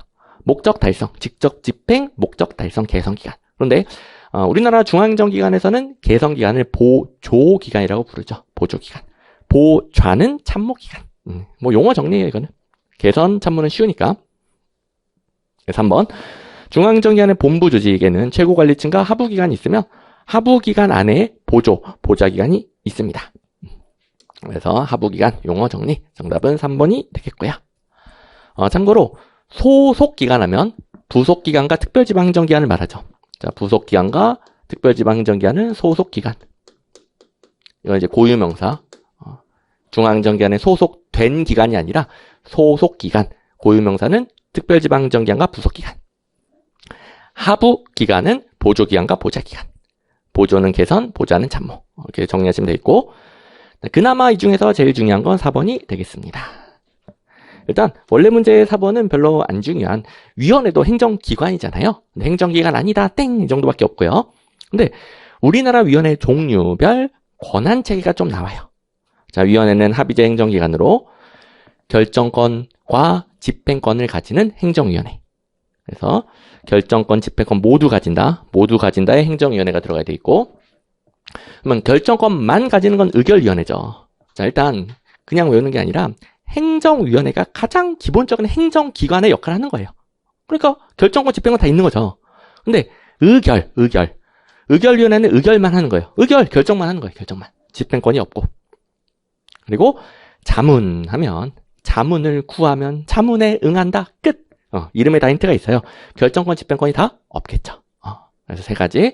그나마 좀 잘 나오니까 3개 바꾸면 땡 챙겨주시고. 네, 9번. 바로 한 문제만 건너뛰고 또 중요한 문제네요. 징계. 옳은 것은. 자, 일단 1번. 원래 문제에서 아주 독특한 출제 포인트가 나왔습니다. 일단 징계는 파면, 해임, 강 등 정직, 감봉, 견책을 구분한다. 이제 모의고사는 옳게 고쳐놨는데 원래 문제에서 이건 바로 같이 보세요. 이 강 등을 빼고 파면, 해임, 정직, 감봉, 견책으로 구분한다를 땡으로 했어요. 땡. 아니 하나 빠져도 그러니까 뭐 다른 내용들을 보면은 뭐 여러 가지가 있으면 일부만 써놓고도 옳게 낸단 말이에요. 그죠? 다른 내용들은. 근데 징계는 시험 문제가 하나 뺐다고 땡이래요. 땡. 그러니까 징계는 이 6가지를 그리고 6가지만 징계라고 한다. 이거 굉장히 강조하죠. 시험 문제도 강조하고 있고요. 그래서 기출문제 쪽 나중에 보시면 강등 빠졌다고 땡이래요. 물론 등으로 구분한다 이러면 옳겠지만 등자도 안 들어가 있어요. 그래서 아무튼 굉장히 독특한 출제 포인트인데 징계라서 그 정도까지 되는 거예요. 그리고 아시다시피 이 6개 외에 다른 거 징계다. 강, 임, 땡, 직위해제, 직권무죄, 당연퇴직 땡 엄청나게 잘 나오죠. 그 다음에 2번. 자, 일단 정직, 강등 차이점. 강등 먼저 보시면 한 계급 아래로 내리고 3개월간 직무가 정지되고 보수 전액 삭감. 정직은 1에서 3개월 기간 동안 직무가 정지되고 보수 전액 삭감이죠. 이거 뭐 엄청나게 잘 나오죠. 기출문제 쪽에 있을 것이고 그 다음에 아직 좀 제대로 안 나온 게 승급 및 승진 제한, 상향 이동 제한이에요. 근데 징계가 워낙 많이 나오다 보니까 좀 주변에 있는 것들을 좀 섞어서 내는 경향들이 있어요. 여러 가지가 섞여 나왔는데 아직 안 나온 게 요 내용. 출시 가능성이 엄청 높은 건 아니지만 그래도 어느 정도 챙기는 게 좋겠고 챙기기 편해요. 자, 파면 해임은 잘리는 거니까 상향 이동 제한하고 상관이 없고 나머지 4개의 상향 이동 제한이 있는데 징계의 약한 것부터 자, 이 순서대로 약해지고 세지고 하죠. 약한 것부터 6의 배수로 올라갑니다. 6의 배수로. 근데 원래 욕은 2번씩 이렇게 외웠죠? 62 이렇게 욕은 2번씩 그러면 이제 잘 외워질 겁니다. 이게 출제 가능성이 높진 않은데 그래도 뭐 시간 투자를 많이 안 해도 외워지긴 해요. 혹시 모르니까 대비. 6의 배수로 올라가다가 욕 2번. 네, 3번 감봉하면 1에서 3개월 이하 기간으로 하고요. 여기는 보수 전액 삭감이 아니죠. 3분의 1 삭감이죠. 네, 4번 징계권자는 징계 사유가 있으면 징계 의결을 요구해야 합니다. 여러분들 행정법에서 배우는 기속행위죠. 징계 의결 요구는 기속행위. 네, 뭐 행정학에서는 중요한 건 아니고 이제 행정학 출제 포인트는 여기입니다. 3년 동안 징계 의결을 요구하지 않으면 징계 사유가 소멸됩니다. 징계 사유에 소멸시효가 있어요. 3년이에요, 3년. 그리고 이게 5년으로 늘어나는 경우가 있기는 하죠. 이건 헷갈리면 안 돼요. 금품, 향응, 수수, 공금, 횡령, 유용이 사유인 경우에는 5년으로 늘어나는 거죠. 이건 이제 제일 고난이도 출제 포인트. 어쨌든 원래는 3년. 자. 징계 다 잘 대비를 해주시고 기출문제 쪽은 워낙 여러분들이 잘하니까 제가 넘어가지만 혹시 부족하면 잘 챙겨주셔야 됩니다. 자, 그 다음에 10번 가봅시다. 정부에게 기장 방식에 대한 설명이 옳지 않은 것은 원래 문제는 아주 쉬웠어요. 가장 기본적인 문제. 단식북이랑 현금주의 같이 쓰고 복식북이랑 발생주의 같이 쓰잖아요. 서로 밀접한 연계성을 갖는다. 여기서 현금주의, 발생주의 바꿔가지고 땡을 냈는데 아주 쉬웠던 문제. 일단 기본은 이렇게 같이 쓰고 이제 더 많이 나오고 어려운 내용 이 둘을 비교하는 거죠. 이렇게 양쪽 비교하는 거죠. 2번 현금주의는 현금을 지불하거나 현금을 수취하는 경우 거래를 인식합니다. 현금 이동에 따라 거래를 인식하니까 현금주의. 3번 그에 비해 발생주의는 거래 원인 행위가 발생할 경우 거래를 인식하죠. 그 다음에 발생주의 복식북 이쪽 이쪽이 거래 원인만 있어도 거래를 인식할 수 있다 보니까 미래의 비용과 편익을 인식할 수 있는 거예요. 여기서 이제 아주 시간을 아낄 수 있는 요령이 생기죠. 단식북이 현금주의 쪽에서 미래의 비용과 편익에 해당되는 것을 인식할 수 있다 땡. 발생주의 복식북이 쪽에서 인식할 수 없다 땡. 이걸 내는 거예요. 근데 이게 어마어마하게 다양하죠. 뭐 감가상각, 미지급 비용, 미수수익 등등 뭐 엄청나게 다양한데 하여간 요상한 용어. 뭐 저도 모르는 용어들도 많아요. 아무튼 요상한 뭐 처음 보는 용어 나왔다. 그럼 미래의 비용과 편의라고 생각하시면 돼요. 현금 외에 다른 것들은 발생주의 복식부기에서 인식 가능. 물론 이제 발생주의 복식부기에서 현금 이동을 인식할 수 있다는 땡이 되겠죠. 그것 빼고 미래의 비용과 편익은 다 인식 가능. 요령이 생기죠. 4번 발생주의는 현금의 이동과 관계없이 거래를 인식하기 때문에 미래에 발생하는 편익과 비용까지 포함한 종합적 재정 상태를 알 수 있는 거고요. 뭐 4번 같이 내기도 하고 그리고 구체적인 예시가 나와도 쉽게 대처할 수 있습니다. 자, 다음에 11번 예산과 재정관리에 대한 설명이 옳지 않은 것은 자, 이 문제 조금 어려울 수 있는데 여러분들이 헷갈릴 만한 거 먼저 좀 처리하고 갈게요. 자, 왼쪽에 2번을 보시면 기출문제 2번 조세는 현 세대의 의사결정에 대한 재정 부담을 미래 세대로 전가하지 않는다는 장점이 있다. 조세는 현재 세대가 결정한 걸 현재 세대 세금으로 내는 거예요.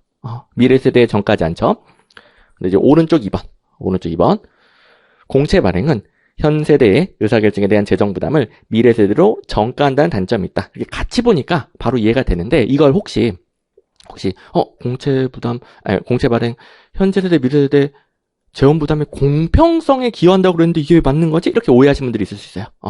어쨌든 그 반반인 것 같은데 아무튼 현재 세대의 의사결정에 대해서 빌려서 만들고 현재 세대도 갚고 미래 세대도 갚는 거란 말이에요. 그럼 미래 세대로 재정 부담을 전가하는 거란 말이에요. 됐죠? 그래서 2번 옳은 겁니다. 그런데 이게 내구 연한이 긴 쉽게 말해 오랫동안 사용하는 공공시설 같은 거 만들 때 사용되면은 현재 세대, 미래 세대 둘 다 쓰고 둘 다 갚는 거니까 세대 간 재원 부담의 공평성을 높일 수 있는 거죠. 그 두 내용을 섞어버리면 안 됩니다. 기본적으로는 미래에 전가하는 거예요. 근데 그게 공평할 때가 있는 거죠. 오케이. 자, 나머지는 이제 괜찮습니다. 나머지는. 제가 지뢰를 좀 넣어놨는데 이것만 잘 피하셨거나 혹은 무슨 말이야 그러면 넘기면서 하는 거죠. 자, 항상 실제 시험에서 기출문제에서 명확하게 땡이다 라고 본 거는 똑같이 나왔을 때 땡 하는 거예요. 근데 기출문제에서 못 본 건데 그걸 나만의 생각으로 이것저것 연결해서 땡 했을 때 틀릴 가능성이 높다라고 그랬죠. 근데 기출문제에서 명확히 땡이다를 안 본 것들은 실제 시험에서는 일단 넘기고 보는 거예요.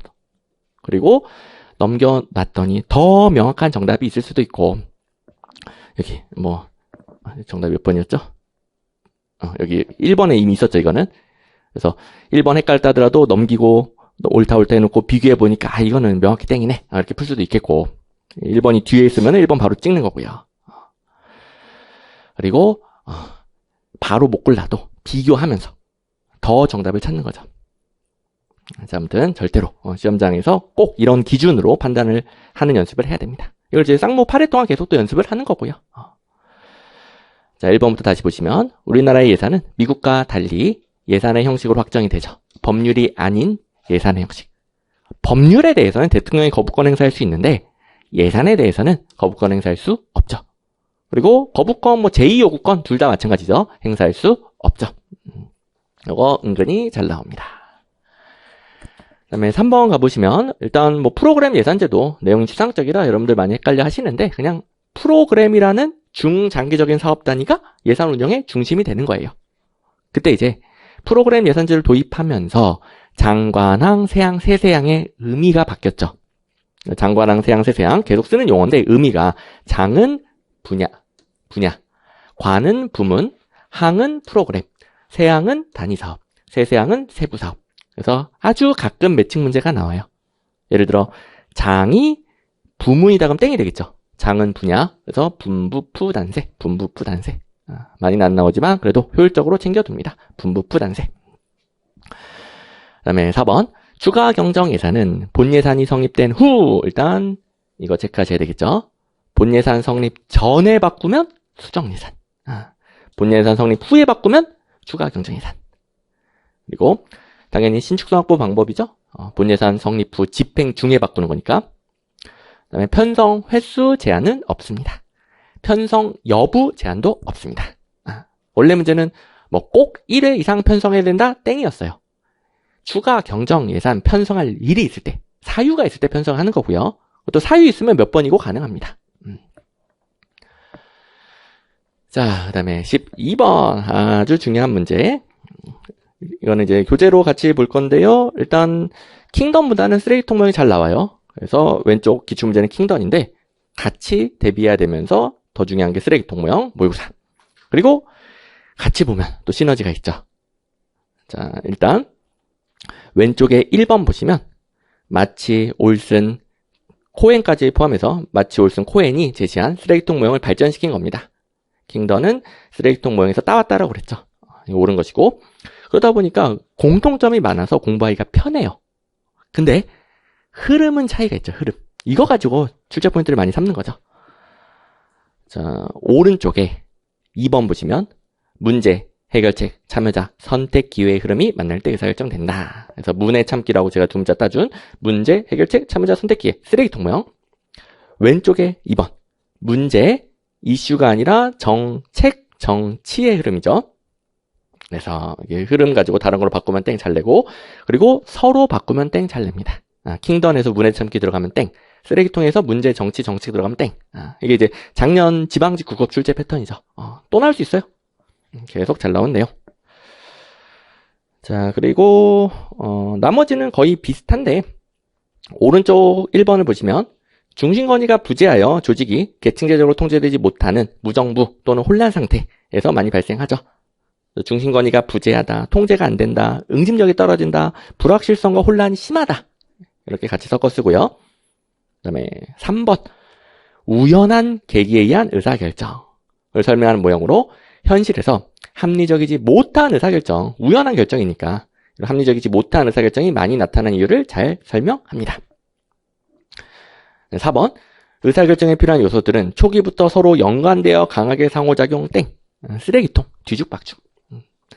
처음에는 독자적으로 흘러다닌다. 이게 만나지 못한다는 소리죠. 그래서 4번처럼 말하면 일단 땡이 되겠고요. 여기까지는 뭐 1, 3, 4번까지는 킹덤도 마찬가지긴 합니다. 근데 이제 킹덤은 주로 의제 설정을 설명하고요. 근데 뭐 의사결정도 설명하니까 이제 참고만 하면 되겠고. 그래서 이제 비슷한데 이제 여러분들이 헷갈려하는 거 하나만 처리를 하겠습니다.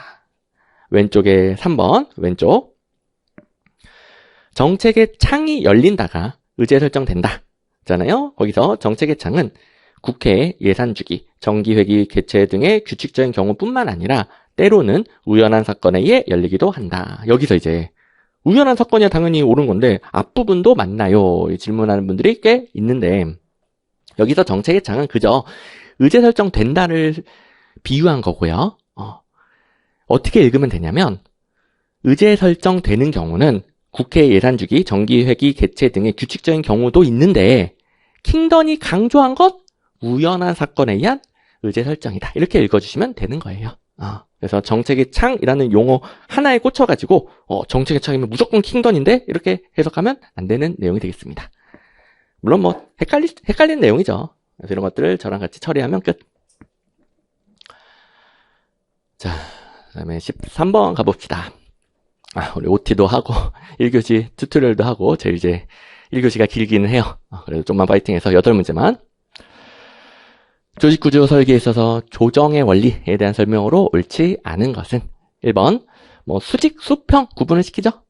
수직적인 연결 방법인 계층제적 명령을 통한 조정 맞고 행정의 대내적 민주성을 저해할 수 있죠. 계층제는 상명하복이니까 어렵지 않고요. 2번 프로젝트 팀, 태스크포스 대표적인 수평적 연결. 뭐 그동안은 이 두 가지에 대해서 수직적 연결이다 땡 꽤 나왔어요. 근데 이제 두 가지 차이점은 좀 더 자세히 낼 수 있습니다. 그래서 4번을 보시면 다수 부서 간의 긴밀한 연결과 조정을 위한 임시 조직이 태스크포스예요. 이건 아직은 제대로는 안 나왔는데 둘 다 에드호크라시 임시 조직이잖아요. 에드호크라시 자체 출제 비중이 조금씩 올라가고 있고 그렇죠? 환경변에 대응을 해야 되니까 그러면서 조금 더 디테일하게 나올 수 있어요. 그래서 부서 간 연결은 태스크포스다. 임시작업단. 새로운 목표를 달성하기 위해 조직 내 인적, 물적 자원을 결합하는 거. 새로운 목표, 새로운 프로젝트 달성이에요. 이건 프로젝트 팀이다. 4번처럼도 나올 수 있습니다. 이게 태스크포스는 다른 부서들이, 그러니까 여러 부서들이 각 대표를 보내는 거죠. 그래서 부서 간 이해관계를 태스크포스, 임시작업단에서 같이 조정을 하는 거예요. 근데 프로젝트팀은 원래 부서 다 필요 없고 새로운 프로젝트가 최우선. 새로운 프로젝트에 대한 전문가를 부서 상관없이 데리고 오는 거예요. 그러니까 둘 중에서 새로운 프로젝트가 더 강조되는 건 프로젝트 팀이고요. 그리고 구성원들의 소속감. 원래 부서 말고 이 팀에 대한 소속감. 당연히 프로젝트 팀이 더 높겠죠. 태스크포스는 조정하고 다시 원래 부서로 돌아가는 거예요. 자기 부서를 대표해서 온 거고요. 근데 프로젝트 팀은 새로운 프로젝트가 최우선. 그 다음에 둘 다 당연히 임시 조직인데, 에듀오크라시 임시 조직인데, 둘 중에서 더 장기간 운영되는 건 프로젝트 팀이 되겠죠. 가끔씩 프로젝트 팀이 태스크포스보다 장기간 운영된다를 땡이라고 생각하시는 분들이 있는데, 이것 때문에 둘 다 당연히 임시 조직이에요. 근데 비교하면 프로젝트 팀이 더 장기죠. 근데 그냥 비교가 아니라 둘 다 뭐 항구적이다, 영구적인 조직이다 이러면 당연히 땡이고요. 이런 거 조심하시고. 그다음에 3번은 뭐 조정의 원리 기본이죠. 기본적으로 하위 조직으로 나뉘어져 있으면서 할거주의가 심하니까 할거주의를 조정합니다.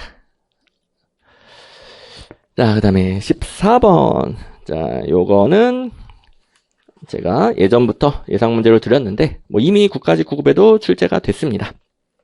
근데 또 나올 수 있으니까 다른 것들도 챙길 수 있게 만들어놨는데 일단 왼쪽 기출문제는 성인지 예산제도, 그다음에 오른쪽은 온실가스 감축인지 예산제도. 이 두 가지는 당연히 다른 제도인데 법률 규정이 비슷합니다. 그래서 출제 포인트가 비슷합니다. 그걸 이제 같이 챙길 수 있게 만들어놨습니다. 자, 뭐 1번 각각 개념이야. 여러분들 잘 아실 것이고 왼쪽에 2번을 보시면 왼쪽에 2번 성인지 예산서는 기획예산처 장관이 뭐 기출문제 쪽 개정법령 조직개편사항 다 반영되어 있습니다. 기획예산처 장관이 성평등가족부 장관과 협의하여 제시한 작성 기준 및 방식 등에 따라 각 중앙관세장이 작성을 하죠. 그리고 이제 오른쪽도 같은 패턴으로 연습을 시킨 겁니다. 아직 온실가스 감축인지 예산제도는 이렇게는 안 나오긴 했거든요. 근데 규정이 워낙 비슷해서 이렇게 나올 수 있다라는 거죠. 오른쪽 2번 기획예산처 장관이 역시 각 중앙관세장 땡이고요. 여기는 기후에너지환경부 장관과 협의하여 제시한 작성 기준 및 방식에 따라 각 중앙관세장이 작성합니다. 이걸 챙겨주면 되겠고, 양쪽 3번은 예산서, 양쪽 4번은 결산서인데 뭐 예산서, 결산서 구분이야 뭐 집행 전에 제출하는 거, 집행 후에 제출하는 거 이름 보면 나오죠. 일일이 외울 필요는 없습니다. 집행 전이니까 기대효과, 목표. 효과 분석은 좀 애매할 수 있겠지만 이게 뭐 앞으로의 효과인지 최종 효과인지 알기 어렵지만 어쨌든 이것만 봐도 괜찮은 것 같고, 그에 비해 4번은 실제 실적, 이게 감축 효과 및 평가니까 이게 최종적인 효과겠죠. 그래서 이런 것들이 외울 필요 없습니다. 어쨌든 이제 2번 출제 포인트 나올 수 있겠습니다. 자, 여기서 이제 아주 중요한 요령이 있죠. 지금 여기가 바뀌어져 있는데 원래부터 우리나라는 어떤 예산서든, 그러니까 예산안 그리고 그에 포함되는 각종 예산서, 온실가스 감축인지 예산서, 성인지 예산서, 조세출 예산서, 어떤 예산서든 원래부터 각 중앙관서별로 작성을 합니다. 각 중앙관서별. 원래부터. 중앙부처죠, 부처. 그러니까 요 자리는 특정 장관이 들어오면 무조건 틀리는 거예요. 그러니까 안 외웠어도 풀 수 있는 규정이에요. 처음 나왔을 때 기준으로 안 외워도 풀 수 있는 규정. 이런 구조를 잘 파악하고 있으면 이런 게 잘 풀립니다. 또 이미 나왔으니까 이제는 바꾸면 땡이다. 그리고 누가 기준을 제시하는가? 당연히 기획예산처 장관이 예산을 총괄하니까요. 기획예산처 장관이 제시를 하겠죠. 여기도 이제 바꿀 수 있어요. 온실가스 감축인지 예산서는 기후에너지환경부 장관이 기준을 제시한다. 그러면 땡이 되겠죠. 여기도 기준 제시하는 건 기획예산처. 그러니까 여기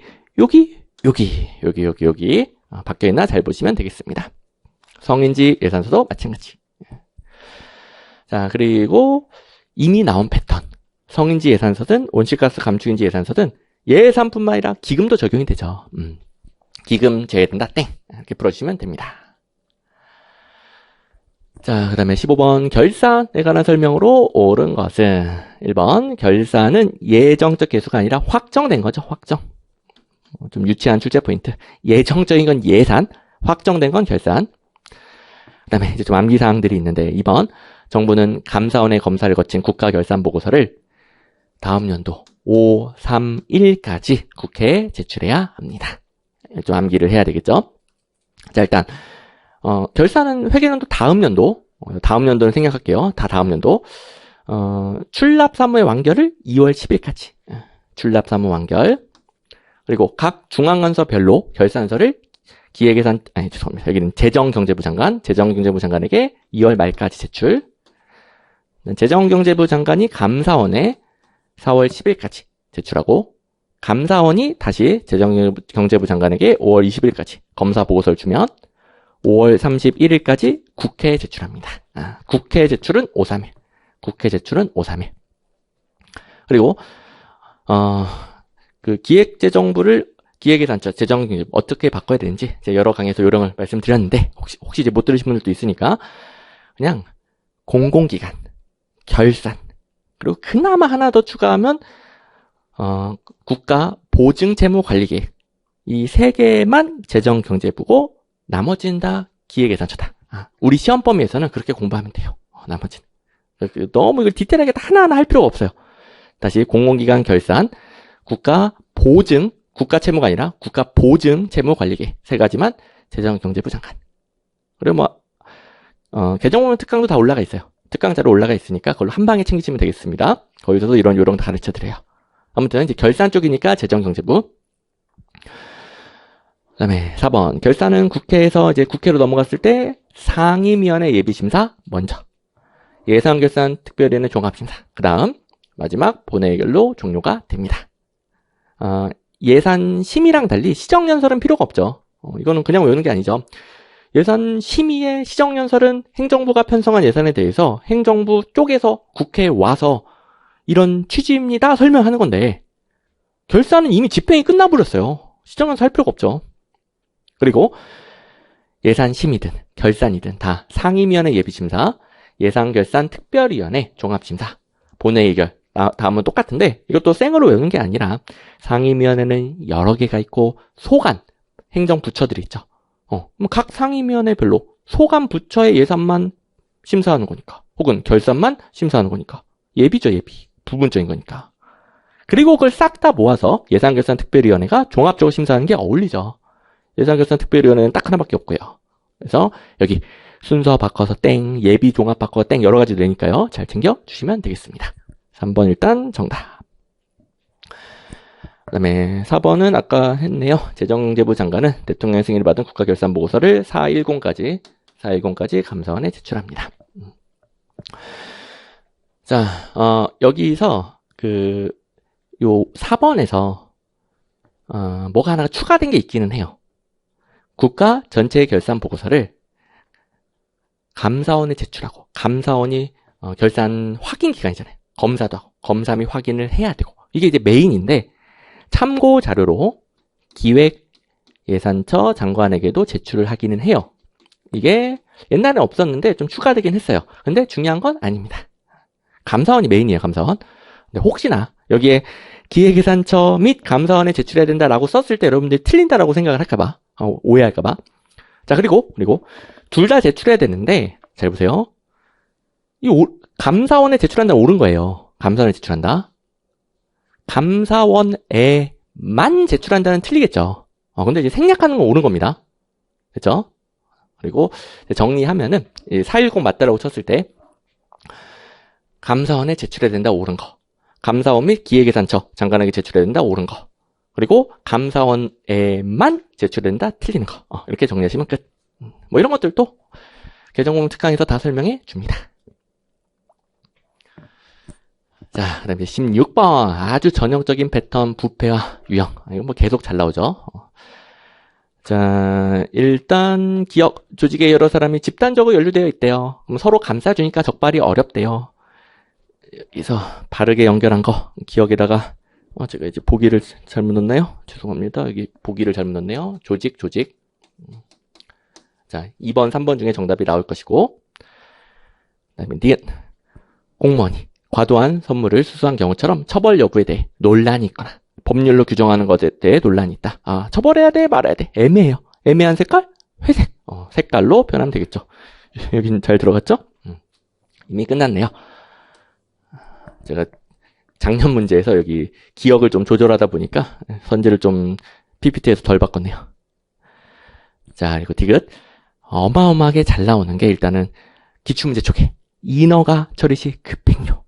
그리고 이제 또 나올 수 있는 게 은행 대출, 지원과 관련된 업무를 담당하는 공무원이 정부가 정책적으로 추진하는 은행 대출을 알선해주면서 관습적으로 커미션 받는 거. 뭐 급행료 커미션 제도화된 부패 사례다. 뭐 이렇게도 바로 풀 수 있어야 되고 워낙 많이 나오니까요. 그리고 이런 표현을 줍니다. 제도화된 부패는 부패가 일상화, 관습화, 관례화 되었다. 그다음에 리을 공무원이 뇌물 받고 그 대가로 특정인에게 특혜 제공. 이러면 거래가 있는 거죠. 거래형. 공무원 혼자 하면 비거래형이 되겠고요. 정답은 3번이 되겠습니다.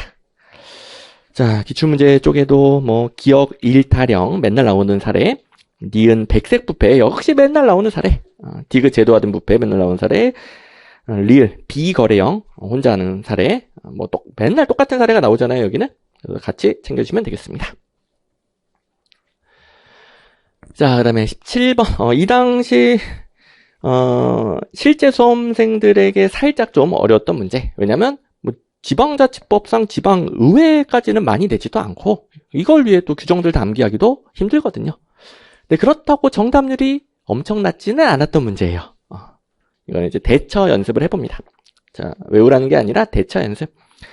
일단, 지방의회 자체에 대해서는 많이는 안 내는데, 3번에, 의장은 의결에서 표결권을 가지지 못하며 이 부분은 적어도 좀 이상해야 됩니다. 여러분들 뭐 학창시절에 반장 선거하는데, 그러니까 다음 반장 선거하는데 기존 반장도 투표할 수 있죠, 뭐. 그죠? 대통령 선거할 때 기존 대통령도 투표할 수 있지, 뭐. 그죠? 뭐 우리 상식상 3번이 제일 틀린 거죠.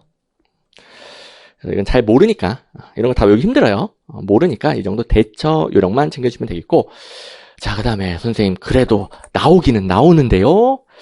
자, 17번 모의고사는 C급이에요. 출제 가능성 높지 않습니다. 근데 혹시 또 낸다 하면 이런 숫자들 그나마 좀 낼 수 있겠습니다. 숫자들. 자, 요런 것만 좀 챙기시면 되겠습니다. 또 당연히 그동안 기출문제상으로 나왔던 거랑 관련되는 거 위주로 넣어놨습니다. 자, 일단 3번. 불신임 의결. 불신임 의결에서 제일 잘 나오는 건 이거죠. 단체장에 대한 불신임 의결 땡. 단체장에 대해 하는 거 아니고 지방의회 안에서 자기들끼리 뽑은 의장, 부의장에 대해서 불신임 의결 하는 겁니다. 그리고 여기가 좀 독특해요. 그러니까 대부분 어떤 의결 사항이 있으면 뭐 과반수 출석, 과반수 찬성 뭐 이런 게 많은데 과반에서 벗어나는 게 있으면 시험에 좀 나오죠. 발의는 제적위원 4분의 1 이상의 발의입니다. 뭐 출석위원 아니고 제적위원 4분의 1 이상의 발의. 찬성은 과반수 맞고요. 그다음에 의원의 임기는 당연히 4년. 곧 선거하죠. 곧 4년째 선거를 하는데 의원의 임기는 4년인데 의장, 부의장 임기는 2년이에요. 좀 헷갈릴 수 있겠죠. 자, 그리고 4번도 나온 적이 있긴 합니다. 여기도 있었네. 이게 지방의회가 감사한다. 행정사무감사를 바라고요. 뭐 중앙정부 따지면 국회 국정감사 같은 거예요. 어쨌든 행정사무감사가 있는데 매년 1회 한다. 나온 적이 있고, 그다음에 광역자치단체 시도는 14일 이내, 기초자치단체 시군 자치구는 9일 이내입니다. 14일 9일. 광역이 더 넓으니까 더 오래 해야 되겠죠. 14일 9일. 자, 그리고 2번 아주 고난이도 문제에서 이런 게 좀 나온 적이 있어요. 지방의회 소집할 때 총선거 후 최초는 그냥 법대로 하는 거죠. 법대로. 그러니까 지방의회를 지방의회도 소집할 수 있고 단체장도 소집할 수 있잖아요. 근데 총선거 후 최초는 다 제외예요. 총선거 후 최초는 법대로. 그다음에 총선거 후 최초로 집회되는 임시회는 임기 개시로부터 25일 이내로 소집한다. 이렇게 법에 정해져 있는 거예요. 25일 좀 나올 수 있겠고, 근데 뭐 단체장이나 지방의회가 요구하는 경우도 있어요. 그럴 때는 15일 이내에 소집하게 됩니다. 그래서 25일, 15일, 25일, 15일. 그다음에 1번 이제 위원회. 자, 국회도 상임위원회, 특별위원회 있듯이 지방의회도 상임위원회, 특별위원회 등 위원회가 있습니다.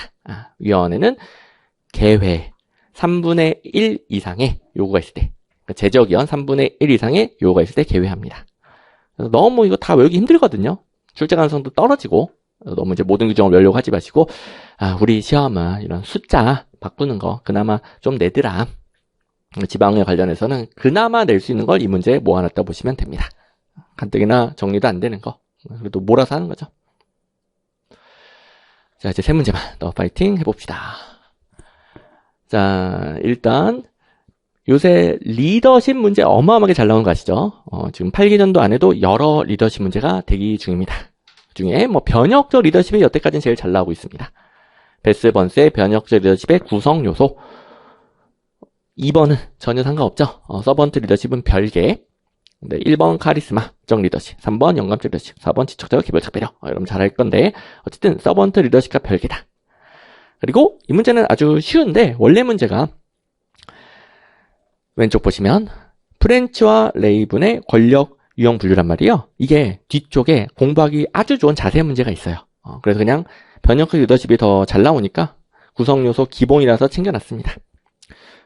프렌치와 레이븐은 합법적, 보상적, 증거적, 전문적, 강제적 권력 5가지 상징 없고요. 그래서 원래 문제는 쉬운데 뒤에 또 연습을 할 겁니다. 그 다음에 19번 한 문제 잠시 쉬어갔는데 또 어려운 문제. 19, 20번 조금 어렵죠. 마지막까지 힘을 내셔야 됩니다. 자, 일단 옳은 거.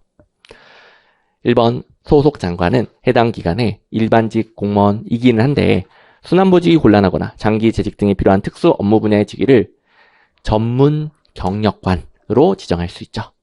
용어들이 헷갈립니다.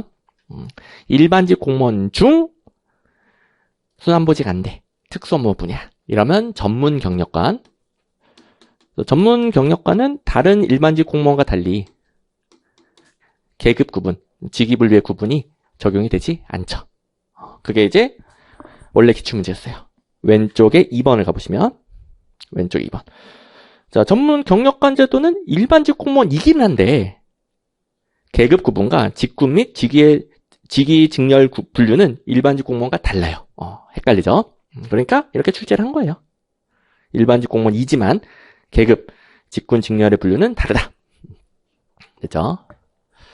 자, 그리고 모의고사로도 한 번 더 개념 연습을 한 다음에 2번을 가보시면 2번 개방형 직위하고 경력 개방형 직위 이걸 좀 정리를 해봅시다. 전문성이 특히 요구되거나 효율적인 정책 수립을 위하여 필요하다고 판단되어 공직 내부나 외부에서 적격자 임용하는 건 개방직위라고 하죠. 일단 개방형 직위는 공직 기준 내부 외부 불문하고 적격자 임용 그리고 효율적인 정책 수립도 가능 전문성이 요구되는 경우도 다 가능 2번 그대로 개방직위 암기해주시면 됩니다. 그런데 일단 4번에 개방직위 중 특히 공직 외부만 자, 그냥 개방직위는 공직 내부 외부 불문하고 신규 채용이에요. 근데 공직 외부만 뽑는 경우 외부에서만 적격자를 선발하는 경우가 경력 개방형이 되는 거예요. 4번이 경력 개방형입니다. 이것도 객관식 내기 딱 좋죠. 몇 년 전부터 경력 개방형도 앞으로 나올 것이다 찍어줬는데 일단 군무원 시험에는 제가 찍어준 그대로 나왔어요. 근데 이제 공무원 쪽도 당연히 낼 수 있는 출제 패턴. 경력 개방형, 그냥 개방형하고 이 점이 다릅니다. 3번.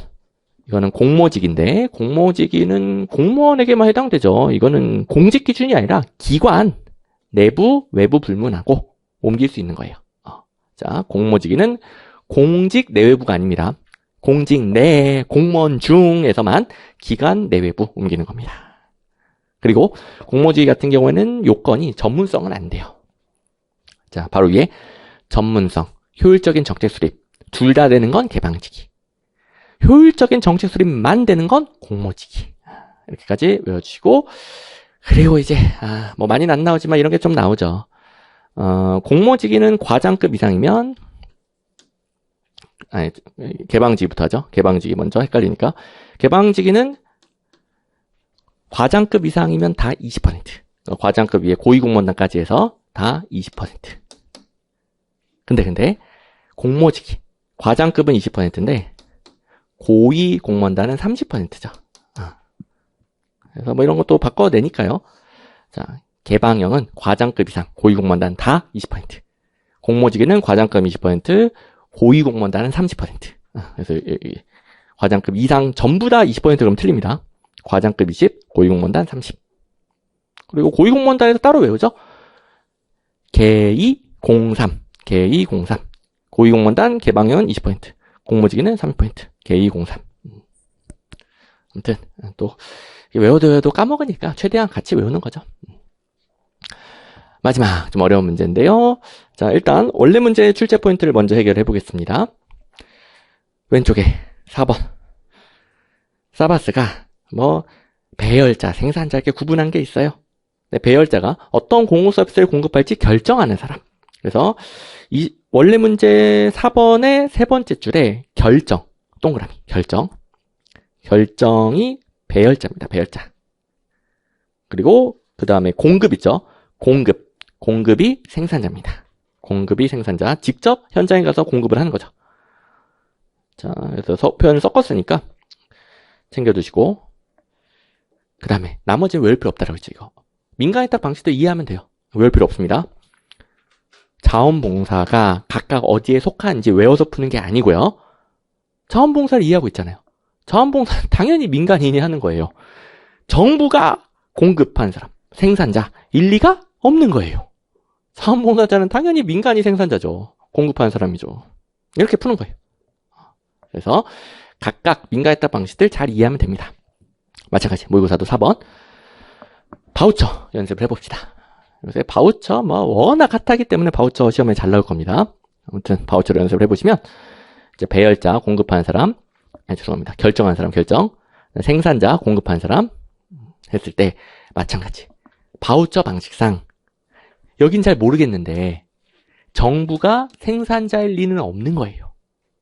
바우처를 이해했다. 기존 민간의 공급자들이 있고 바우처, 쿠폰을 소비자들한테 줘요. 그럼 소비자들이 기존 민간 공급자들한테 바우처 내고 서비스를 이용하는 거예요. 그러니까 실제로 공급한 사람, 생산자는 무조건 기존 민간 업자들, 정부일 리가 없는 거예요. 무조건 민간이죠, 무조건.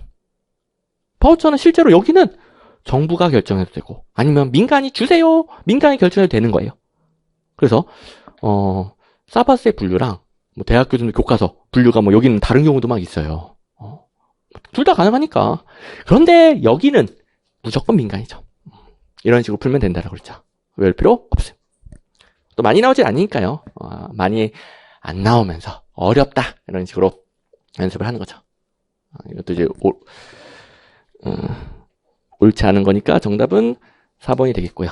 지금 잘 넣었던 것 같은데 여기를 제가 안 바꿨네. 죄송합니다. 이제 옳은 거. 자, 죄송합니다. 옳은 거. 그래서 4번은 틀렸고요. 정답이 아니라 틀렸고. 오케이. 점검한다고 점검했는데 놓친 게 있었네요. 자, 그 다음에 이제 나머지는 그래도 익숙할 텐데 좀 연습해야 되는 것들이 있긴 합니다.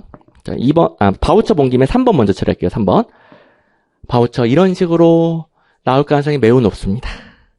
서비스, 공급자 간 경쟁을 촉진하여 서비스, 소비자의 선택권을 강화하죠. 이거 뭐 이미 나온 패턴이고요. 바우처에서 가장 기본적인 문제. 바우처는 소비자에게 줍니다. 그리고 그걸 나한테 와서 사 먹으세요. 공급자들끼리 경쟁을 하는 거죠.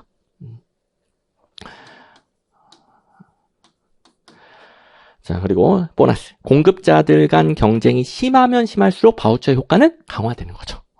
여기까지. 뭐 소수의 공급자가 있을 때 유리하다 땡. 그다음에 별의별 효과가 다 있어요. 바우처를 약자에게 주면 재분배 효과도 있죠. 보통 민간위탁 방식들 사회적 형평성을 강화한다? 땡이죠. 땡. 근데 바우처는 사회적 형평성 강화할 수 있다? 옳은 거죠. 바우처는. 게다가 요새는 플러스 알파 다양한 목적으로 활용되고 있어요. 뭐 소상공인 지원을 위해 이 지역 화폐는 꼭 그 지역의 소상공인에게만 써야 됩니다. 그래서 이 외에도 다양한 목적으로 활용되고 있고 하도 뭐 최근 정부에서 강조하고 있기 때문에 시험에도 출제 비중이 올라갈 겁니다. 잘 대비를 해주시고 그 다음에 2번. 계약 방식은, 계약은 면허랑 주로 비교를 하죠. 차이점을 잘 파악해야 되는데, 계약 방식은 뭐 지방자치단체든 정부든 민간업체에게 서비스 공급 비용을 다 줍니다. 서비스 공급할 때 들어가는 비용들 다 줍니다. 그리고 정부가 다 줬으니까 소비자에게 이용료는 받지 않는 거죠. 근데 면허는 민간업체가 서비스 이용자에게 이용료를 받아요. 왜냐하면 정부가 돈을 안 주거든요. 면허 방식은 민간업체들이 이용료 받아서 알아서 돈을 법니다. 이 차이 잘 챙겨주시고. 그 다음에 1번 민자사업에 대해서 예시 문제가 좀 덜 나왔어요. 다른 것들도 연습을 할 건데 예시 이걸로 좀 챙겨보시면 이건 이제 외워서 푸는 게 아닙니다. BTO랑 BTL을 정확하게 이해했으면 예시는 그냥 보이는 거예요. 자, BTO 민간이 직접 운영해서 직접 사용료 받아서 돈을 버는 거죠. 그러면 BTO를 적용하기 좋은 사업들은 사용료 받기 좋아야 돼요. 고속도로, 철도, 교량 사용료 다 받잖아요. BTO. L 같은 경우에는 이거 사용료 못 받을 것 같은데요. 그러니까 민간이 BTO 방식으로 하면 안 할까봐 L 방식을 개발해서 알았어. 그러면은 민간 너네 운영권을 정부에게 임대해줘. 그러면 정부가 따박따박 임대로 지불을 해줄게. 그러면 너네는 그냥 아무 위험 부담 없이 따박따박 임대로 받아 돈 벌 수 있어. 애초에 사용료 받기가 어려우니까 L 방식을 개발한 거죠. 학교, 군사시설, 하수처리 이거 어떻게 사용료 받겠습니까? 사용료 받기가 어렵죠. 그래서 예시는 나올 수 있는데 그렇다고 막 이걸 외운다? 그럴 필요 없다는 거죠. O랑 L을 정확하게 이해하고 있으면 풀립니다. 나머지는 또 보충을 할 거고요. 그다음에 이것도 참고를 해보시면 PPP가 좀 상위 개념이에요. PPP, Public Private Partnership, Public Private, 정부 민간 파트너십이니까 이건 정부의 역할, 민간의 역할 결합하는 거고 민자사업, BTO, BTL이 결합되는 대표적인 형태가 되는 거죠. 이거 이제 참고. 오케이. 자, 가장 긴 1교시 잘 집중을 해주셨고요. 좀 쉬었다가 시험 치고 2교시로 넘어가도록 하겠습니다.